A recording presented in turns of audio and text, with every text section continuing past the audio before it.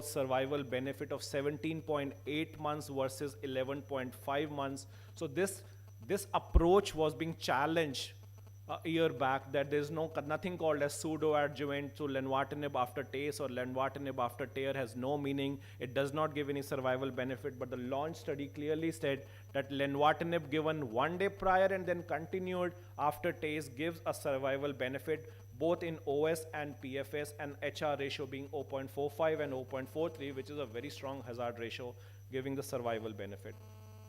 So Len-TACE group had a better OS and PFS, almost all the subgroup analysis on this forest plot.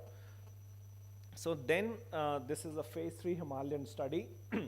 Tremelimumab and durvalumab, two arms of different doses of tremelimumab and durvalumab. Durvalumab alone and the standard sorafenib.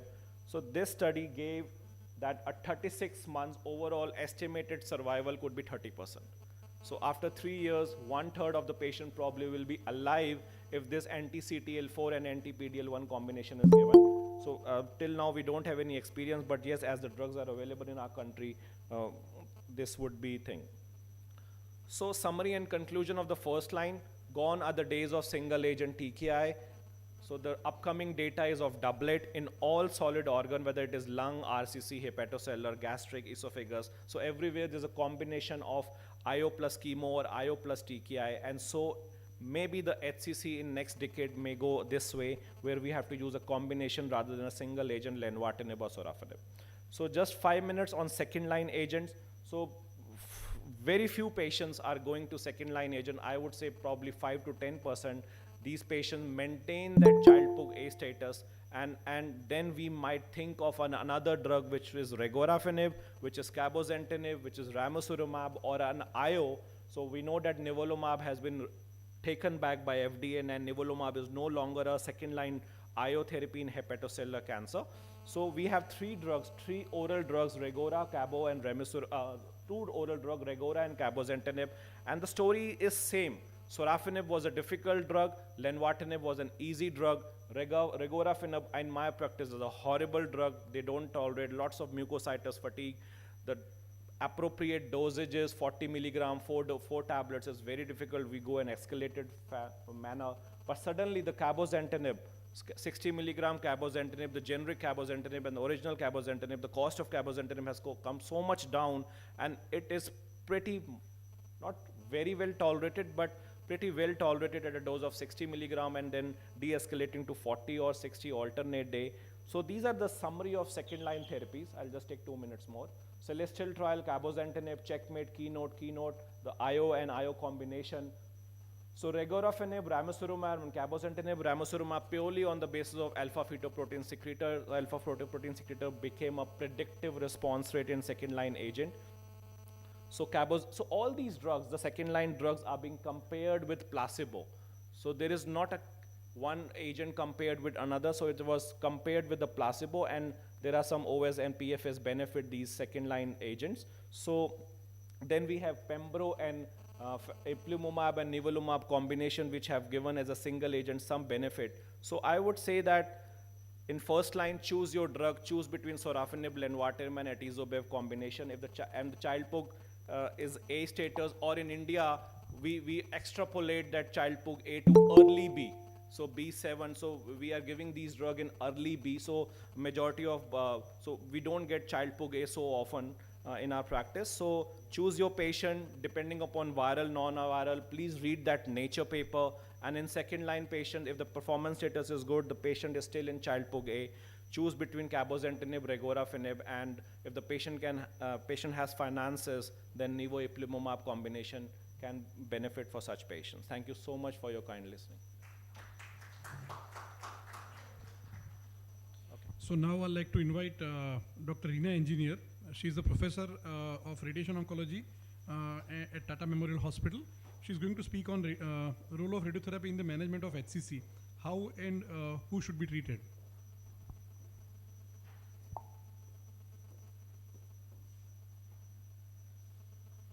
Good morning, everyone, and I'm really delighted to be here. And again, coming back from systemic, we are coming back to the local treatment and for this. So actually, SBRT or radiotherapy, role of radiotherapy has been really underutilized in the management of HCC. And most of the HCC meetings, you don't find a radiation oncologist speaking. So I'm very happy Dr. Chowda has actually included this talk, and it is one of the very good options, and we must, so we are going to discuss this. So, yeah. So role of radiation is there in all tumors of HCC, in early and advanced, and this will be discussing, and it's a very good alternative to the other liver-directed therapies. And when we talk about radiation, we have moved to SBRT, stereotactic body radiation. It is 5 fractions usually. And it is a good alternative to TACE RFA TARE, and there are recent studies which are showing that there's a very upcoming thing, and it should be tried, especially proton beam therapy, which we are going to have in TMH very soon. This is very safe, and it has better outcomes. But sadly, there are no randomized trial comparing SBRT or radiotherapy treatment with other liver-directed therapies. So where does SBRT fit in? I would say in all the stages which I will be discussing, wherever other liver-directed therapy are contraindicated or cannot be done in early and locally advanced, as a bridge to transplant, and palliative settings. So early tumors, definitely the outcomes are good, and usually the routine treatment is RFA, MWA, or TACE treatments, but there are small or good prospective studies where they have shown that the local control rate when you use SBRT for these tumors is excellent, is at par with the other liver directed therapies, and overall survival is also at par. So the outcomes look to be good. But when we have these large and more bad tumors, more than 3 centimeter, again we have good studies to show. These are the studies where prospective studies where they have shown very good local control rate and overall survival, which is again at par with the other liver-directed therapies. Fukuda and Hong mentioned in red, these are with the protons, and protons, the survival is coming superior to the other liver-directed therapies. So this is like for the future. And for coming to as a bridge to transplant, there have been many small studies where it has shown that the SBRT can control these tumors and hold on to these tumors till the transplant option is available, and the survival is similar to the for other SBRT or other liver-directed therapies. So this was a small study where Mohammed et al. They compared what was the pathological complete response rate when the patients underwent transplant was significantly higher with SBRT compared to RFA and TACE, and the better local control, it is less toxic, and it is a non-invasive method, and it is a excellent option for when the patients are waiting for as a bridge to transplant. So what about when HCC, large HCC with macrovascular invasion? Again, this is also a very good option. So in this is yeah. I think, yeah, so this is a trial which has been recently discussed in ASTRO, is RTOG 1112. I can't see that image what I had put, but they randomized. The sample size was more than 300, but they compared SBRT combined with sorafenib versus sorafenib alone, because when this trial was designed, sorafenib was the standard of care, and because the standard of care changed, so they had to stop this study, and they concluded at 193 patients, and they have shown that there's overall survival benefit significantly, 15.8 versus 12.3 months. When SBRT is combined with sorafenib, there's a significant benefit in progression-free survival. The local progression is also superior when SBRT is given along with sorafenib.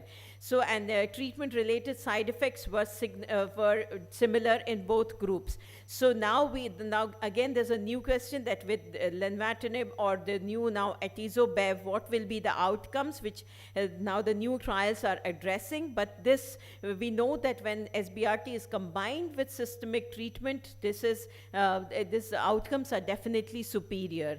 And I can't see any images. The pictures are not shown. Yeah.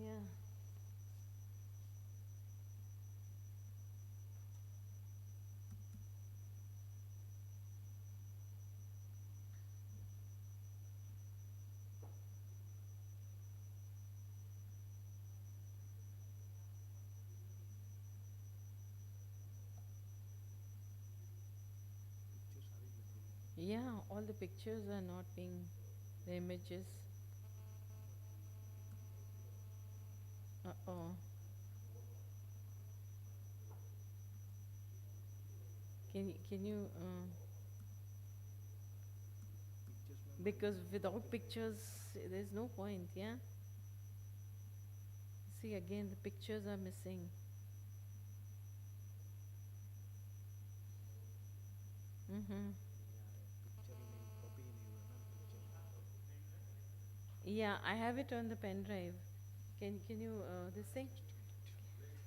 Yeah, because without pictures, it's, yeah.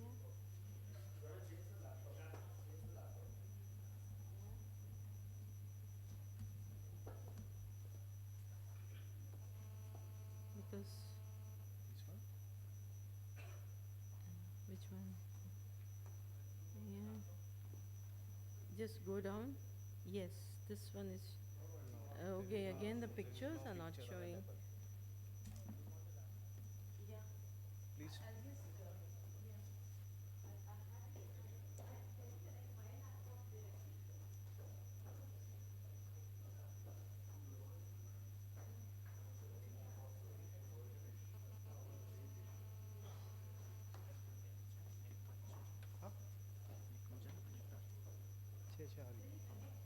Yeah, yeah.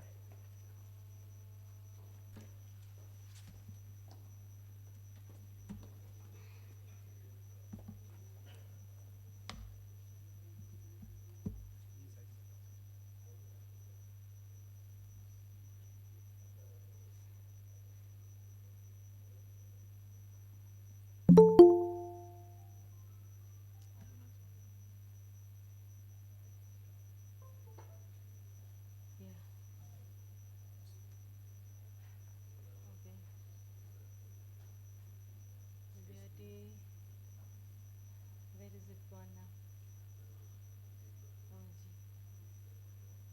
No, I had saved it on the desktop also. Yeah. Yeah. Again, there's a problem. Here also is, yeah, there's a, yeah, wait, where, wait, I'll just,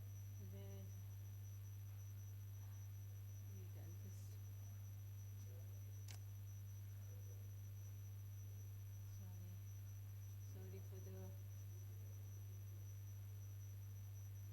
there's so many pictures.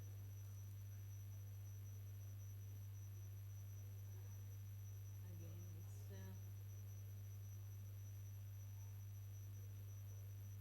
now, I have to, now I have to search for it, wait, was there, can you, Ahmedabad, just, yeah,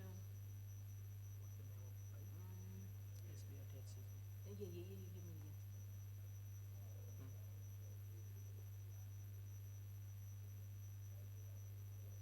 Yeah, yeah, the pictures are there. Yeah, yeah, yeah.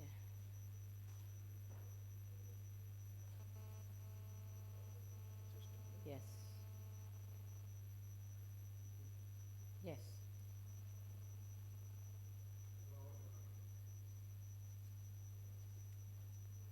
Okay.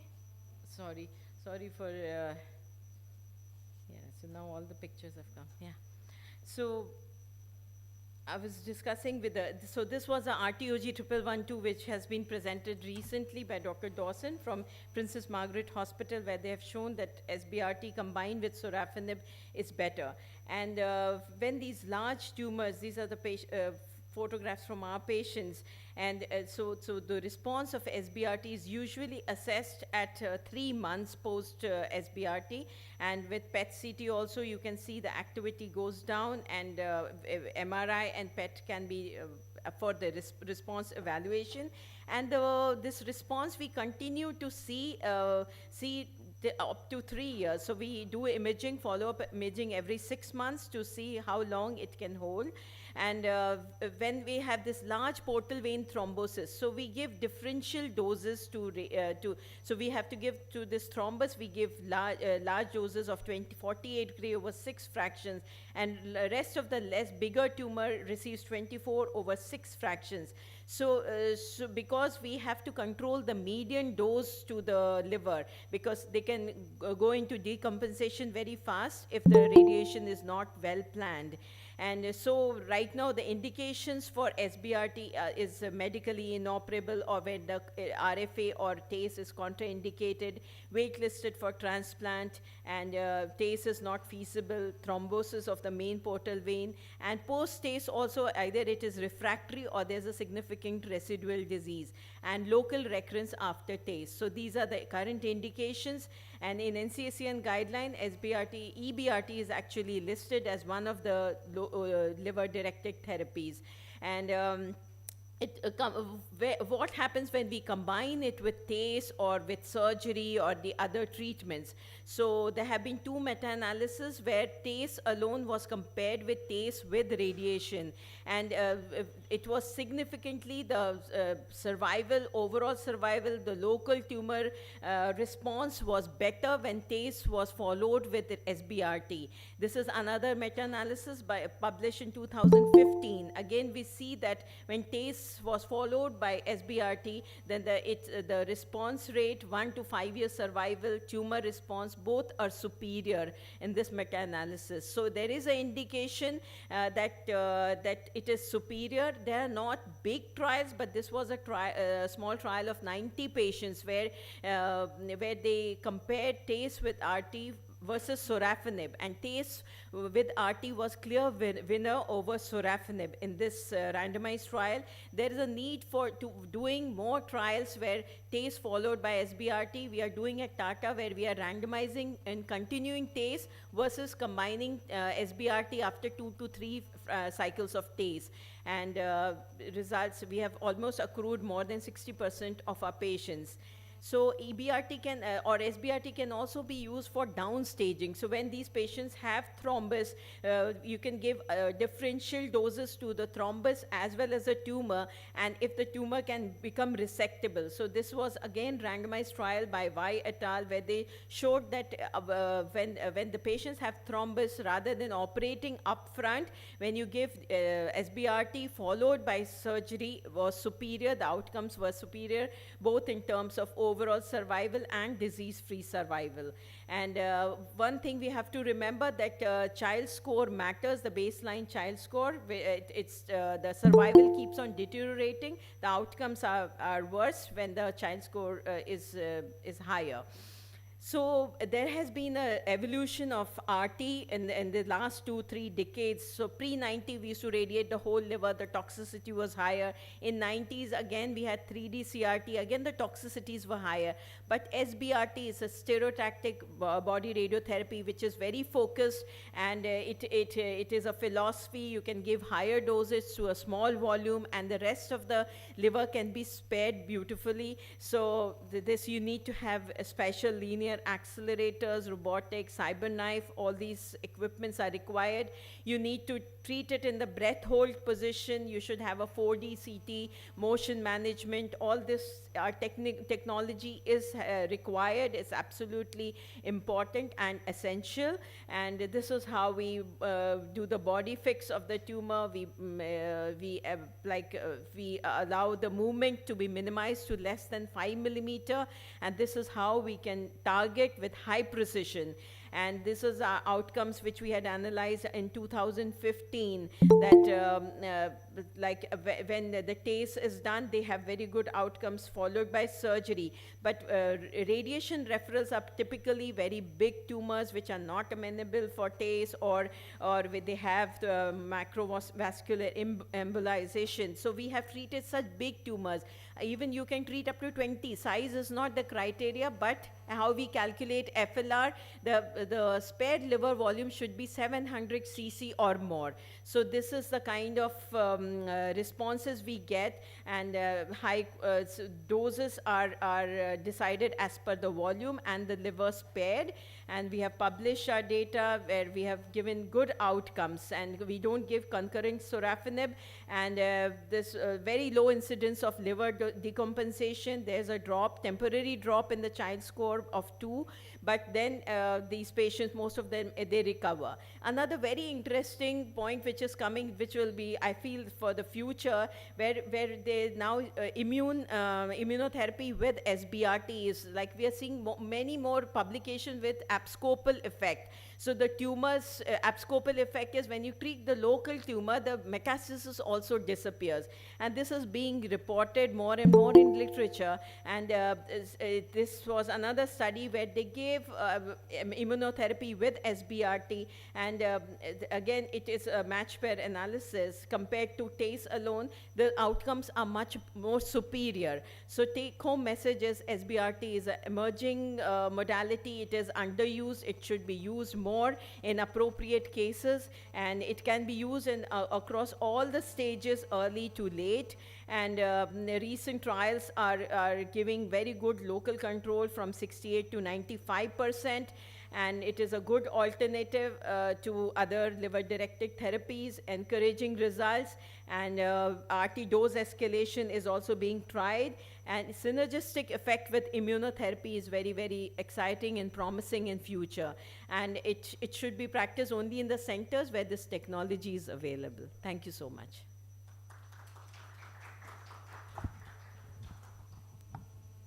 We can have question answers now. All three can come. Yeah, you all know? three can come up. Yeah. Yeah. So very nice presentation, ma'am. We all do use SBRT for liver, in fact, any kind of liver malignancies, for liver metastasis also. And as rightly mentioned by ma'am, the dose depends on the size of the tumor. So if there is a large tumor, there is no contraindication of doing an SBRT. Where when the tumor is large, she would agree that we give comparatively lesser dose. And for a small tumor, we can go up to a very high dose of radiotherapy. The most important thing in an SBRT is you need to spare the normal liver as much as possible. Again, well mentioned by ma'am. So for my understanding, if the tumor is very small, it is less than 3 centimeter, if the patient is not going to be operated, then we have to give TACE. TARE is better, but the cost is much high. If it is 3 to 5 centimeter, we can combine, or we should combine TACE along with some local ablative therapy, maybe a microwave, maybe RFA, or maybe SBRT. And if it is large tumor greater than 5 centimeter, then the intent of local treatment will always be a palliative. So you add local treatment, we either do TACE, do a ablation, do a SBRT, but you have to give systemic therapy along with that. And that is lenvatinib in the present era. And if it is very metastatic, then IO versus lenvatinib will be the option. So any comments to these, all the speakers?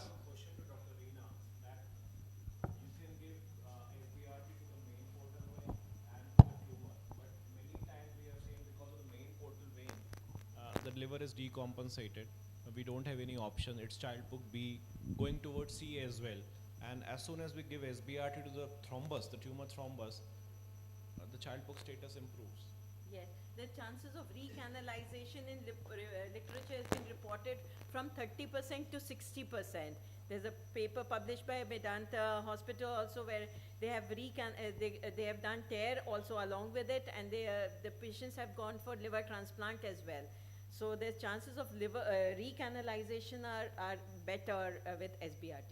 So the recanalization effect, so I think main portal vein thrombosis, I'm not talking about the branch portal vein, the main portal vein thrombosis is a contraindication for transplant. Yeah. So if it is a branch portal vein selective Segment. portal vein thrombosis, do you do SBRT to those as well? Because there's a data of even transplanting in the right main portal or the branch left main portal. So we give SBRT to the main portal vein, or we can give SBRT to the branch portal vein thrombus also. Yes, absolutely. We can main portal vein, it's like going up. People have treated going up to the heart also, you know, that big thrombosis. And the outcomes are getting better and better. And thrombus is actually very responsive, the tumor thrombus to radiation. Okay. Yeah. So, Okay, for small tumors, my question, if you are planning for TACE, but because of the this portal vein thrombosis, you can't do TACE, and because of the cost, you cannot do TACE, can give then you give SBRT or a microwave or RFA will be better. So, what to choose of so these? if it is segmental portal vein thrombus, you need to do either a TACE, because TACE, there is evidence that it will penetrate into subsegmental portal vein. It can't penetrate too much distally into the main portal vein. So when we are talking about segmental, then TACE is an option, and then is resection or transplantation or combination with SBRT, and then downstage or tear. So those are, many options are available, depends on what you are looking at. I think you can start with SBRT. When there's a recanalization happening, you can do TACE or tear, whatever, and you know, then the patient can Subsegment, or subsequently subsegment. go for surgery. So all these combinations are going to be used. So there are many options, and this now RT is also adding to the options. So we have microwave, RFA, RT. my I have two questions for Dr. Ankur. One is, like, you talked about the launch trial, and as we were discussing that we have been doing TACE plus lenvatinib, although it was outside a trial setting. So, but now that the launch has come, but do you think that instead of lenvatinib, if we could use immunotherapy, atezo-bev along with TACE, would it make more sense, because the response As rates have been better? Yes, Dr. Reno also showed that there's an abscopal effect and a synergistic effect of these IO with SBRT. But after TACE, after TACE, atezo is difficult, because the atezo induced hepatitis even in IM Brave was 25 to 40%. It's not that simple that you do TACE and then start atezo. So what we were doing TACE, and then after 1 month, 1.5 month, we were using lenvatinib. What launch did is, specifically they were saying that do not reduce the dose of Lenvima, do not decrease Lenvima or obsolete Lenvima, and continue Lenvima with TACE. Then the effect was shown, and there was a subset that those patients in which lenvatinib was not given that stringently in post TACE, they did not show that response. So the combination of lenvatinib and TACE, that appropriate timing is important, not the gap between TACE and lenva. So- But atezo can be difficult after TACE. The hepatitis can be troublesome. And the second question was that till date, as per my knowledge, there is no recommendation for adjuvant lenva post resection or post LT. But recently, I had a patient who had a moderate HCC within the UCSF criteria, no vein invasion, and I still did a TACE, because we have found over like the last 650 odd liver transplants for HCC that patients who had received some form of locoregional therapy, even if they were within criteria, did better. So we have moved to a practice of, like, if it's a within UCSF tumor also, we would like to do a TACE and then go for So LT. because- I did that. Patient had recurrence within 6 months. He said, "Why didn't you give me adjuvant So- therapy?" I so- said, "There's no recommendation." I'm saying go back to these 50 patients, take out the pathology, differentiate, as Dr. Karthik was saying. Every liver tumor is different. It's not about moderately differentiated, poorly differentiated, just beyond that. So see that pathology, discuss with the liver specific So pathologist. is there any move for adjuvant therapy? That was the question. Still unanswered. So basically, you are giving test of time. If patient has recurred, because after doing such a major surgery, he will recur. Probably that would be much worse than just doing. No, I did a TACE, Yeah. waited for 8 weeks, then did a transplant, but somehow these cases are far and wide, but there are the cases in every series who recur within a year or At so. least in 2022, there is no recommendation. Yeah, as of now, there is no recommendation Yeah, I know for that. adjuvant. But is there any Adjuvant, trial the or beyond- advantage of adjuvant chemotherapy, TKI or IO as such in solid organ is not beyond 4 to 5%. So we are extrapolating that, and we are giving because we believe that it's a bad biology. We have given TACE and then surgery. some bit of lenvatinib or sorafenib may help this patient, but we don't have data for that. So I asked this question simply because when it was sorafenib, it was very poorly tolerated, but lenvatinib is so well tolerated. So would it be useful, or Maybe the data could come out. So, and sir, you should be waiting more for transplant, like rather than just doing in 6 weeks, because again, you can give, like more liver directed or SBRT, to just to see, because this patient would be probably No, metastatic. we did a repeat imaging at 8 weeks. There was like, it was kind of, they said that it's a radiologically, it was a complete response, and we then subsequently went for I give transplant. a contrary of CA colon, T3N0 or T2N1 or T3N0 colon. So we don't give adjuvant. So now there's a data of CTC, circulating tumor cell. Yes. You do a liquid biopsy. So I think the world will go towards that So prognostication. CTCs are well HCC. proven even in HCC. Yes. So Even so HCC. if you have a high risk, send it to Guardant or any Datar, and if you pick up some CTC or RNA, circulating RNA, and then do that. Problem is, till date, the studies of circulating tumor cells as well as cell-free DNA or RNA, they have not shown any direct correlation between the levels as well as the tumor recurrence. There's one study which says more than 7.5% nanogram, and then you should. So we have to prognosticate all these adjuvant and resectable and high risk hepatocellular. Then only we'll have this answer. Till date, we don't have any. And regarding TARE, which you were asking earlier, TARE, so the trials are pretty much stringent, which was earlier, but dosisphere trial with more than 205 grays to the tumor, that has shown significant advantage. So maybe we have moved from 140 grays conventional to now more than 200 grays in TARE. So the higher the dose, better is the survival, better is the time to progression. That helps for transplant and resection. The only thing about tear is good, but the thing is cost. Expensive, Yeah, yeah. It is so, tremendous. it actually depends on. So I what think you- it's a topic in which the discussions it- can be going on for next 2, 3, 4 hours. We have to move on. But as of now, there is no role of adjuvants or FNF. If you are treating for a curative intent, either a resection or transplant, adjuvant sorafenib is not till date. Studies are going on, that will come, and I think we can continue discussion at the time of lunch. So we move to next session. Thank you all the speakers. Thank you so much, chairpersons, for chairing the session. Well, dear all, it's time for a short tea break now. I request the faculty and delegates to please take tea or coffee. I also request everyone to reassemble before 11:30 sharp so we can start our new session on time. Thank you.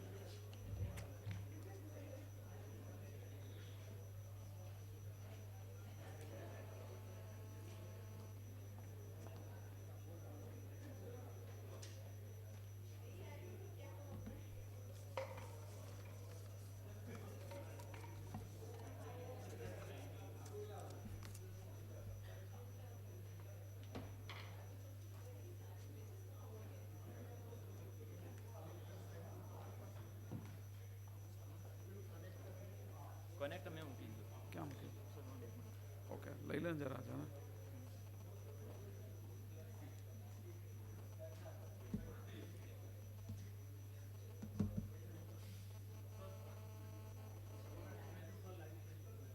सही हो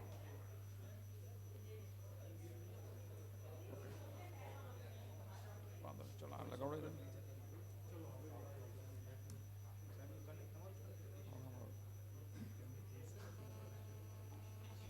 મળ્યું ભાવિન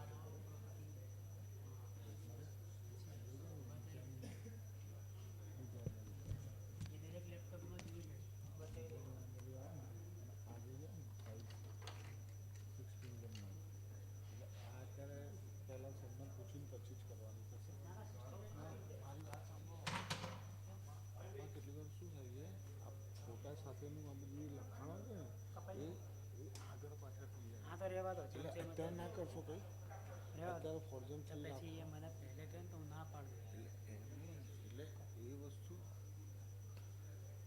આ ફોર્જન ફ્રીમાં રાખવાનું હતું બધા આવે છે ને આવે છે પણ પછી આમાં કેવું થાય કે કોકો લખાણ ને એ આગળ પાછળ થઈ જાય ને એવું બધું થાય એ હા એટલે આ તો વાત છે કે કેટલી વાર મિક્સઅપ થઈ જાય હા એટલે એ જ વાત કહું છું કેટલી વસ્તુ ને મિક્સઅપમાં આવે એટલે એ ટાઈમિંગમાં પછી એ સેવ કરવું જોઈએ ને તો તકલીફ કરાવે ડિઝાઇનમાં થઈ જાય આમાંથી ફોર્જન ફ્રી સ્કેન હવે આમાં જોઈએ તમારે બધું કમ્પ્લીટ આવશે અને આ કેટલી વાર શું છે આ 2-3 વસ્તુ એક સાથે હોય ને તો એ ઉપર નીચેનું આગળ પાછળ થઈ જાય લખાણ આડોવડું થઈ જાય અને પ્લસ એનો ફોન્ટ જે હોય ને એનો font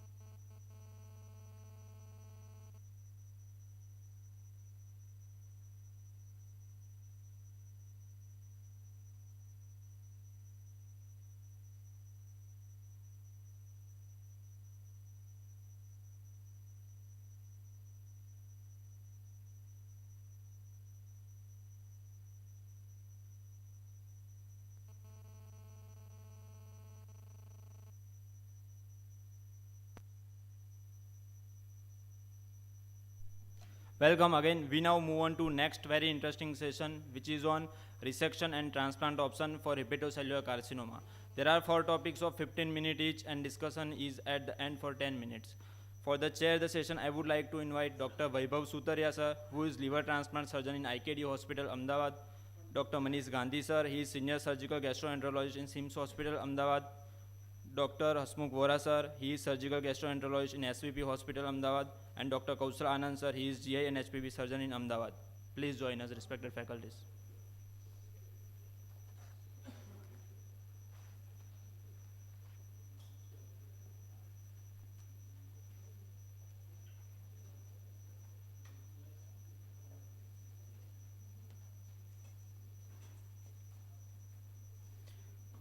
I request Dr. Vaibhav Sutaria sir to please invite speaker for next session.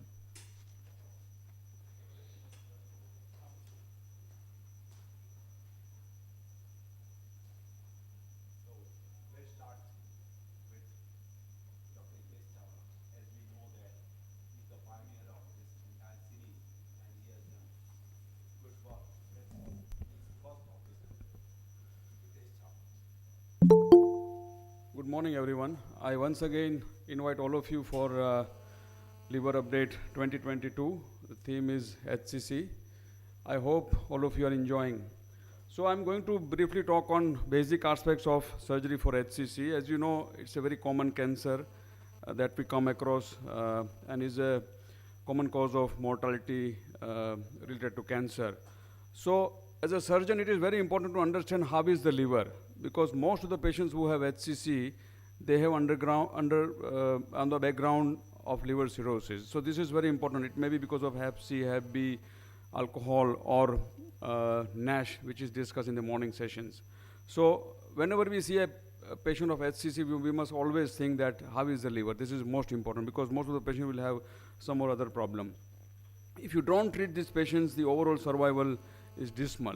And there are a lot of treatment options now, including transplant, resections, local therapies, and systemic therapies that we are discussing since morning. So if you see the overall outcome of the patients who undergo resection, the 5-year survival is about 40 to 70%. It is less than liver transplantation. So if the patients are selected properly, they can have a high curative rate after surgery or transplant. There has been a tremendous development in the field of liver surgery in last 2-3 decades. Lot of gadgets, lot of imaging techniques, softwares are available, and the surgery has become very safe, and huge development in the field of transplant, minimal access liver surgery, image guidance, that this all has made liver surgery very safe. So you are seeing this slide since morning. So who are the candidates for resections? The early cancers, the BCLC early cancers are the patients who are suitable for transplant. So it is not only early stage of cancer. There are a lot of other factors, patient factors, the overall performance of the patient, the tumor burden, the underlying liver disease, the future liver remnant, and also depending on the expertise. So all this comes together will give a better outcome in this patient. So usually surgery is offered in early cancer, but also BCLC-A, but some of the patients of BCLC-B will also qualified for resection, because BCLC is mainly for cirrhotic patients. So in Asian countries, we see many patients who are non-cirrhotic, and they can also have resection as a treatment. So if you think about BCLC, it has got a lot of limitations. It doesn't cover what is the background of the liver disease, what's the etiology of liver cirrhosis, and it is not a very good system for patients who have a non-cirrhotic liver in the background. So BCLC got its own problem. If you see these guidelines, there are many guidelines, Asian and European guidelines. If you see all these guidelines, it says that, this is the Japanese guidelines, it also says that few patients who have intermediate HCC will still qualify for resections. So this is the comparison of Western and Eastern guidelines. If you see Eastern guidelines, you can see here that many patients are offered resections and not the palliative the therapies for HCC, because many of these patients will have a normal liver on the background, and we see such patients like patients who have hepatitis B a carrier, they develop cirrhosis, they develop HCC with the normal background. So this is the ASLD guidelines, which says that single nodule with non-cirrhotic liver with adequate future liver remnant are the patients for resections, and with early cirrhosis with less or HVPG less than 10 are the patients who should qualify for resection. So there are various guidelines. These are the European guidelines, and more or less all these guidelines say that early cirrhotic or non-cirrhotic patients with early tumors are the patients who should have resections. These are the Indian guidelines which were published in 2014, and also a new version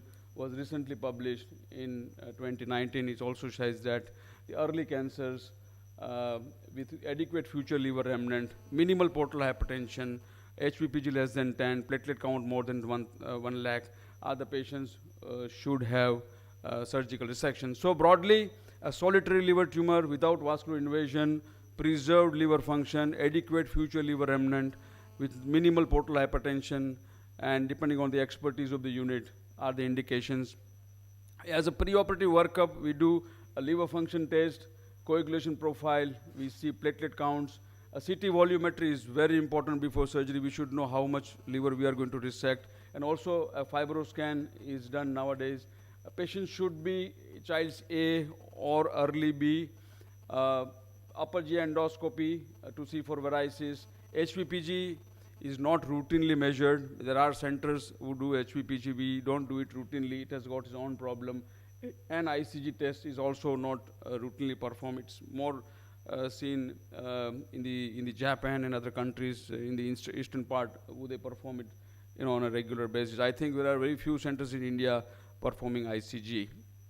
This is the Makuchi criteria he described long back, including ICG retention for selection of the patients for liver resection, to see how much major liver resection you can perform depending on the ICG clearance.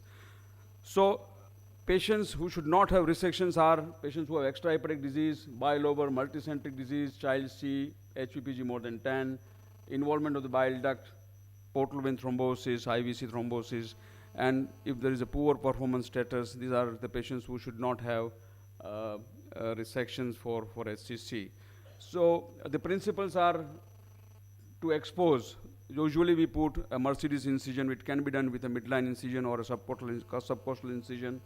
Intraoperative ultrasound is a very good tool that is used in most of the patients when we do a resection. Control of the inflow, outflow.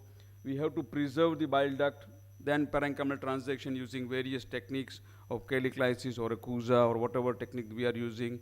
Hemostasis, keep the CVP low is very important. The anesthesiologist plays a very important role, and the drainage. So these are the main steps of performing resections.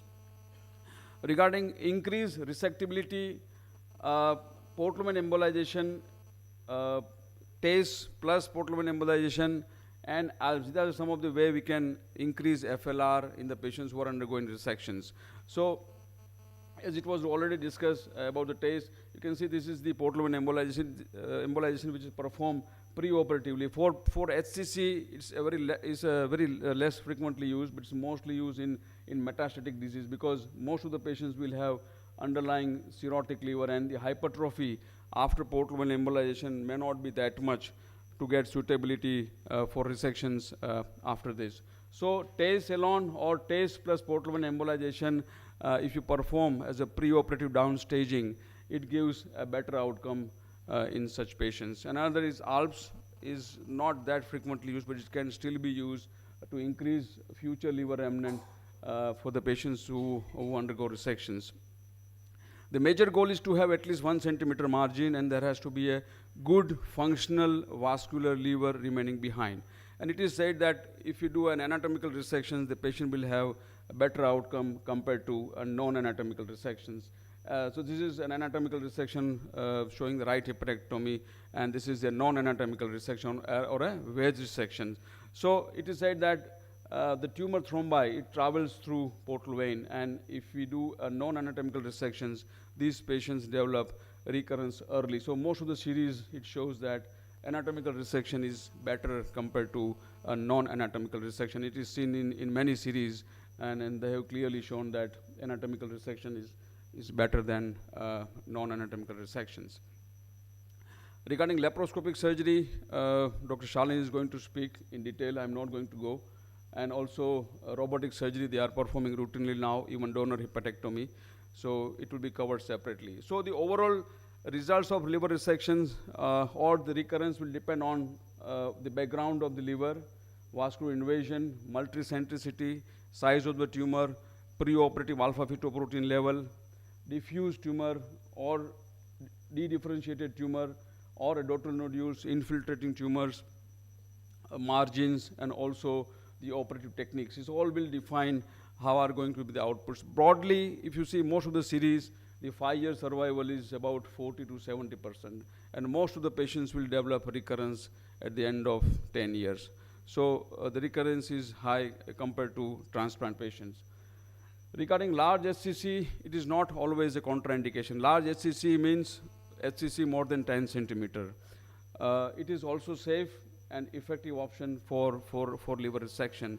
And if you see most of the series of large resection, the 5-year survival is about 25 to 30%. I'll share our data. We have done more than 30 patients so far who had tumor more than 5 centimeter, about 34 patients, and 20% of them were having cirrhosis, and the average stay was 8.5 days.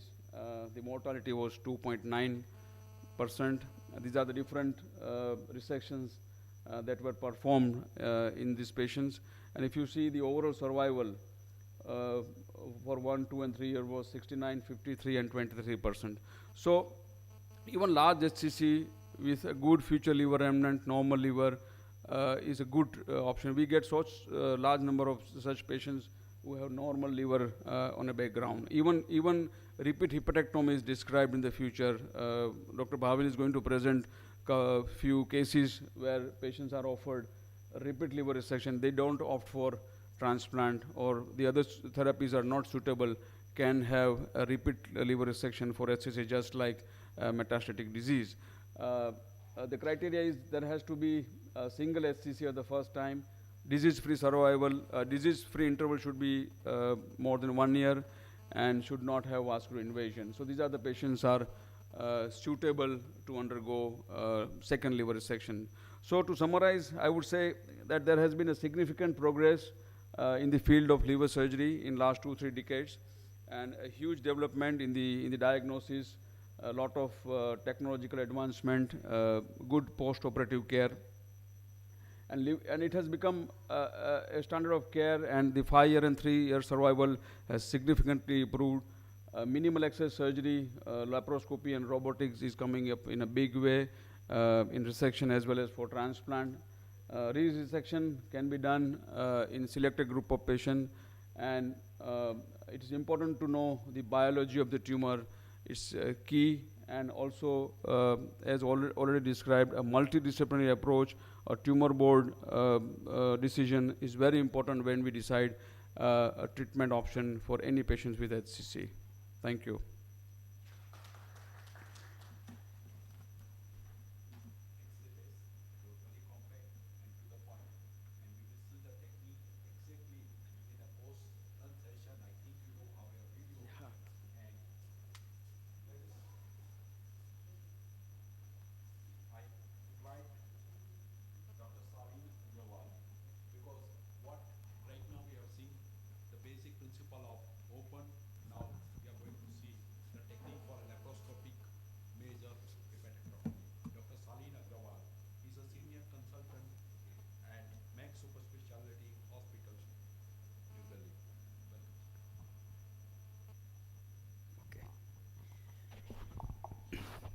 Thank you, chairpersons, for that kind introduction. And at the outset, I'd like to thank Dr. Hitesh for having me here again.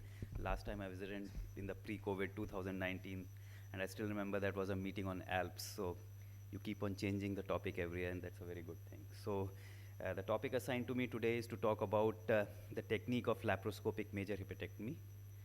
I've divided my talk, this presentation in two parts. One is the theoretical part, about 12 slides, and then a video of right donor hepatectomy.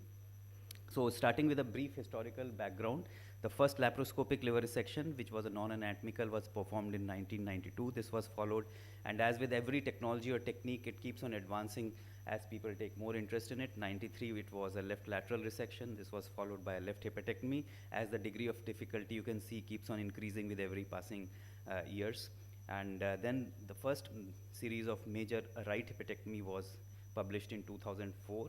And the last data that I could see for the total numbers, about 10,000 laparoscopic liver resections have been reported, although many more have been done, but this is just the reported, and now we are ending 2022, so the number is definitely more than double. So this is just to demonstrate that how this technique has gained in acceptance worldwide, and it's still gaining acceptance as the younger people are picking up this laparoscopic or the minimally invasive approach. And because of this increasing role and acceptance, the international consensus meetings were held to lay down some guidelines so that we can be guided but at which patients to choose, how to perform, so that we can do a safe liver resection laparoscopically or by a minimally invasive technique that includes the robotic also. So 3 consensus meetings have been held, the last one being in Southampton, UK in 2017, and even 2000 meeting said that it was feasible. 2014, it said that it was safe. And in 2017 in Southampton, they laid down the indications that which patients or which cases should be taken up, and it laid emphasis that besides benign, we can go for oncologic resections for HCCs, and for small cancers, we can adopt this approach safely with equally good oncological outcomes. So why to go for a minimally invasive approach, whether it's laparoscopic or robotic? And there's some very definite benefits, and because of this, nearly half of the liver resections that are being performed in major centers, major HPB centers, are minimally invasive these days, up to half, not, I would say, it's 30 to 50%. So the benefits can be divided into 2 parts, the short term and the long term. The short term benefits, we all know that it's associated with reduced intraoperative blood loss. You leave aside the learning curve. Beyond that, in the initial part, you do have more blood loss because you are not accustomed to the technique. But once you are beyond your learning curve, then it's associated with reduced blood loss because of the pneumoperitoneum. There is less trauma of access. So what is the importance of trauma of access? You are giving about 15-20 centimeters incision, and here you are putting 5 ports. So what has been reported in literature is that this is beneficial in cases of cirrhotic livers. When you are resecting cirrhotic tumors, there is a substantial degree of portal hypertension, and the abdominal wall acts as an outflow channel. So once you give a big incision, you have taken down those outflow channels, which is reducing the portal hypertension. So actually during surgery, when you are doing by the open approach in a cirrhotic liver, you have increased the portal hypertension even before you have touched the liver, and that is probably one of the reasons for increased bleeding in these cases, and probably increased ascites post-operatively, which has been shown in some studies. Then this has led to reduced post-operative morbidity in terms of less pain, because you don't have a large incision to take care of, and many of the cirrhotic patients, you cannot give them heavy-duty opioid analgesics because of the risk of precipitating hepatic encephalopathy. So definitely it is associated with reduced pain. This has been shown in studies, and then reduced morbidity also.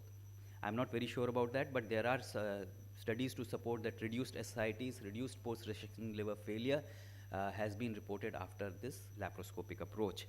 Then because you are not giving a big incision, the trauma of surgery is less, so there is less ileus, leading to shorter time to oral intake, and overall this amounts to a shorter hospital stay. So the costs have been the same, but it's led to shorter hospital stay, increased patient comfort. So these are major benefits.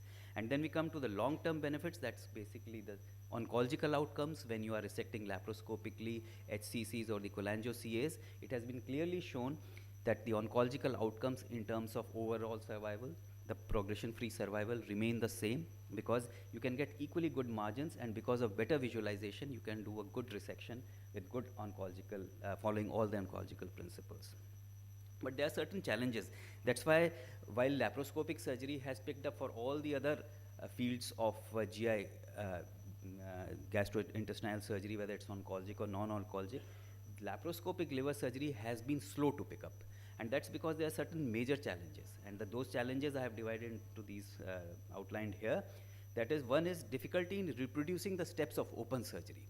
So liver surgery has traditionally been considered to be comparatively more difficult when vis-a-vis the other abdominal surgeries. And the same applies for the minimally invasive approach also. And actually what we have done is we have transposed the open steps to the laparoscopic or the robotic, and that has been difficult, and that's why there's a long learning curve. Most important, while you are mobilizing the liver, there is trauma to the liver. Liver is a soft organ. Capsular tears, bleeding are very common when you are dividing the ligaments, especially when you are mobilizing a heavy right lobe.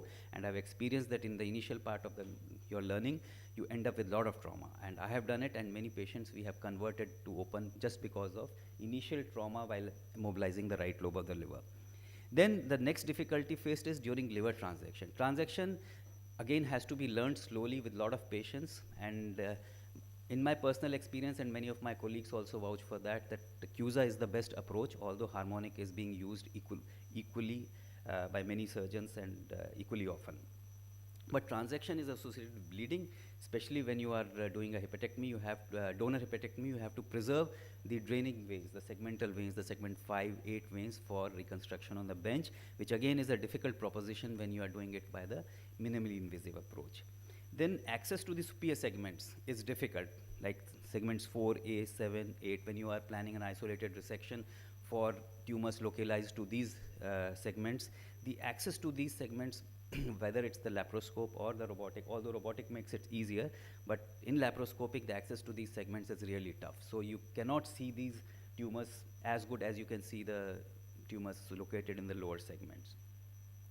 Then uncontrolled intraoperative hemorrhage, it's the Achilles heel, reason for conversion majority of the cases. Although the bleeding, it is controllable because it's a low pressure bleed from the hepatic veins. Usually it can be controlled by pressure, but ultimately it's your vision. Once the vision is gone, you cannot do minimally invasive surgery. So I still remember a talk by Professor Goro Honda. He's a well-known laparoscopic surgeon from Japan. He says that bleeding and laparoscopic surgery cannot go together. So the first thing is you have to take all the steps to prevent bleeding. Otherwise, many a times it lands up into conversion. Gas embolism, I think the fear was unfounded. It is just for historical interest. CO2 embolism does occur during minimally invasive liver surgery, but it is of no or very insignificant clinical consequence. Adapting to laparoscopic instruments, long learning curve, and then port site metastasis. Again, this is more of historical interest. These fears were unfounded. Almost 7,000-8,000 laparoscopic resections have been done for HCC without any significant incidence of port site metastasis. So now coming to the indications for, I'm talking specifically about minimally invasive surgery for liver. The primary indication is colorectal liver mets, and this is the only indication for which we have a RCT proof, level 1 evidence. That is a Norwegian trial, which did show, although it was a single center trial, but it about 200, 300 cases where they randomized 150 odd cases to the each arm. They did show that when you are doing small resections, peripheral resections, the oncological outcomes are similar with improved short-term outcomes. So in nutshell, for colorectal liver mets, which are resectable, which are small, peripheral, the laparoscopic approach scores over the open approach. Then benign lesions, but benign lesions, actually in our practice, we must all have seen that are very far and wide, few. Maybe some adenomas, small hemangiomas are not an indication for resection, while large ones are not safe in laparoscopically, although they can be done. FNHs, again, there's no definite indication for resection, some cystadenomas. So although they say that you should begin with benign, but you don't see that many benign lesions of the liver in your practice. So ultimately, you have to start with whatever cases you are getting, whether they are benign or malignant. Then besides HCC, NETs are, NET mets to the liver are a good indication for laparoscopic surgery. Coming to HCC, this is the most important or most common indication for laparoscopic liver resection these days, especially in the eastern part of the world, whether it's Korea, Japan, China, and India included now. And though there are no RCTs, but meta-analysis, which is again a good level of evidence, it's considered as a level 1 only, although lower than RCT, has shown the superiority of HCC, again on the same grounds, that is better short-term outcomes and similar oncologic outcomes. But again, you have to choose your cases judiciously. It's not that all HCCs should undergo for laparoscopic resection. The reason being, most of these HCCs are on the background of cirrhosis, and minimally invasive surgery in cirrhotic liver is not easy. That has been my experience too. Then liver resection in cirrhotic liver, many of the series from East, again Korea and Japan, they have reported good outcomes, including reduced intra-blood loss, less ascites, less post-resection liver failure. But in our center, we have till date not been able to replicate because cirrhotic liver resection is not easy even in open. Living donor hepatectomy, this is the indication which has picked up very rapidly. And India almost, there must be now within the last 5 years, more than I think 10 or 11 centers which are doing minimally invasive, whether it's laparoscopic or robotic donor hepatectomy. It was like, it came into vogue it came into vogue only 4-5 years back, started about a decade back, and it has become a major indication for laparoscopic liver surgery these days. And again, it's not contraindicated in elderly patients. If they are fit for open surgery, majority of them are fit for laparoscopic surgery also, provided they are not major cardiac contraindications. Previous abdominal surgery, although it's more difficult, but is not a contraindication again for laparoscopic liver resection. Then quickly going through the types of laparoscopic liver resection. So the easiest one is the hybrid technique, where you for the beginners, that you initially mobilize the liver laparoscopically and then make a midline incision and do the resection. But when I tried this, I found it very difficult actually, because doing the liver resection through a small incision is again very, very difficult. I think they say that it is for beginners, but actually it's not so. More easier is the hand assistant approach, where you put a hand port along with your scope and then you do the surgery, because you can hold the liver with one arm. I've never tried it. So we went straight away for the pure laparoscopic approach. And the way we moved was that we do a small part of it, do the mobilization. As I said, in the initial days, we used to injure the liver, so we had to convert some of our cases just because of injury to the capsule or some bleeding from the peripheral areas. Then gradually we moved on from mobilization to porta dissection to transection, then ductal division, and finally completion of the procedure, instead of going through the hybrid and the hand assisted. But this has been described especially from the Western literature, so I put it as a slide here for just for information's sake. And of course, robotic has come up in a big way these days. So what is the definition of minimally invasive major hepatectomy now, coming to the topic proper? So classically, it is said that resection of more than 3 coinard segments is a major hepatectomy. That is the definition that we have all read from, I would say, times immemorial. They say that major resection, 3 or more segments. But when you talk about the laparoscopic approach, it's not about major, it's the degree of difficulty. And if you have to do even a small resection in segment 4A, 7 or 8, it's extremely difficult. It's not about the area of the liver that you are removing, the size of the tumor you are removing. I think it's the location which is most important, and this was statement has been corroborated in the 2014 Morioka consensus meeting, where they said that instead of talking about major or minor resection, we should talk about the degree of difficulty. And even a score has been laid down to determining the degree of difficulty in a particular case, so that you can decide whether you are going to do it by open or minimally invasive approach, or a more experienced surgeon would be required for depending on the degree of difficulty. So instead of talking about major, it's the degree of difficulty which is more clinically relevant when you are talking about this approach. Definitely there is a steep learning curve, and majority of studies on the learning curve for laparoscopic liver resection have said that it's about 45 to 60 cases after which your technique stabilizes. You keep on learning, but after 60 cases you can be confident, and you can, that blood loss comes down, your operative time comes down, conversion rates stabilize, so it's about 60 cases. And prior experience of open liver resection, I would say, is essential. I have put down the word major because in literature and in actually what we are seeing, that people are like starting with minimally invasive surgery, but I think experience of open resection is essential before you embark upon to the minimally invasive approach. Now coming to the approaches of laparoscopic liver resection, they remain more or less the same as the open, because as I said that we are replicating the steps of open into the laparoscopic approach. So the most common, and that what we have followed in majority of cases, the conventional approach, where you mobilize the lobe to be resected, followed by transection and then completing the resection. Hanging maneuver is a part of the procedure, but you can hang the liver even without complete mobilization, and this we have done in major number of cases, because in large tumors, or especially large right lobes, because our major experience with donor hepatectomies, just give me 5 minutes. So partial mobilization followed by hanging is a better technique. And then there's the anterior approach where people have said that to avoid the injury of mobilization, you straight away go for the anterior approach where you don't hang the liver or don't mobilize the lobe initially. You straight away go for transaction after pedicle control. And this has gained popularity when we are talking about laparoscopic liver resection. So the position, it's the usual French position where the surgeon's the legs are split and the surgeon stands in between.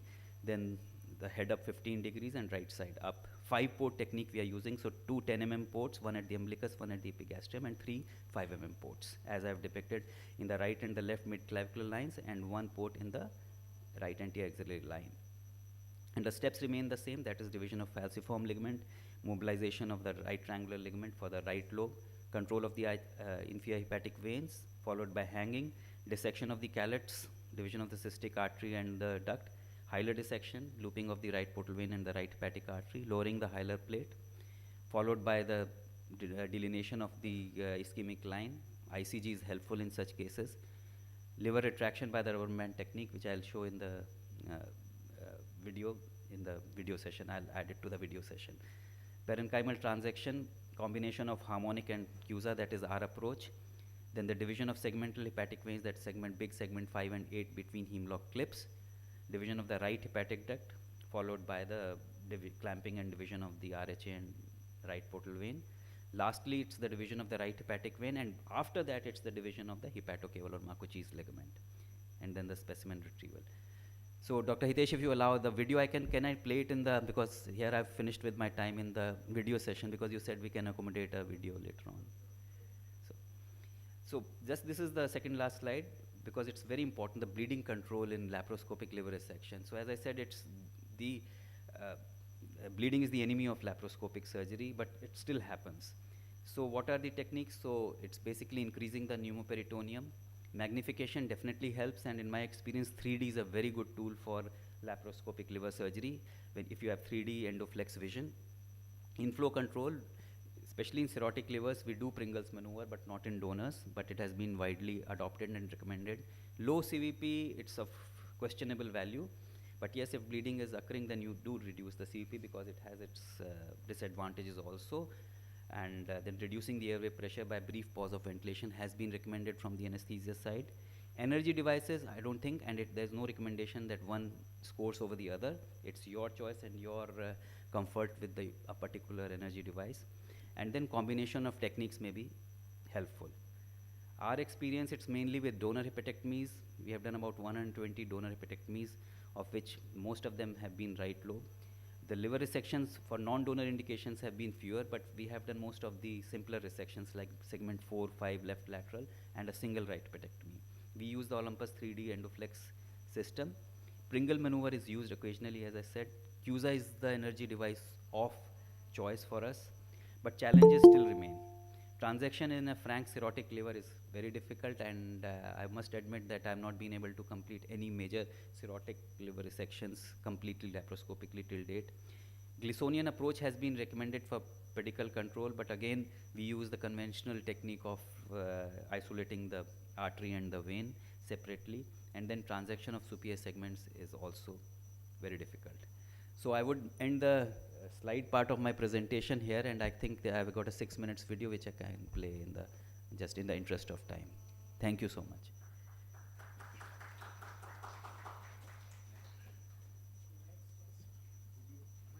Video बाद में, next video session.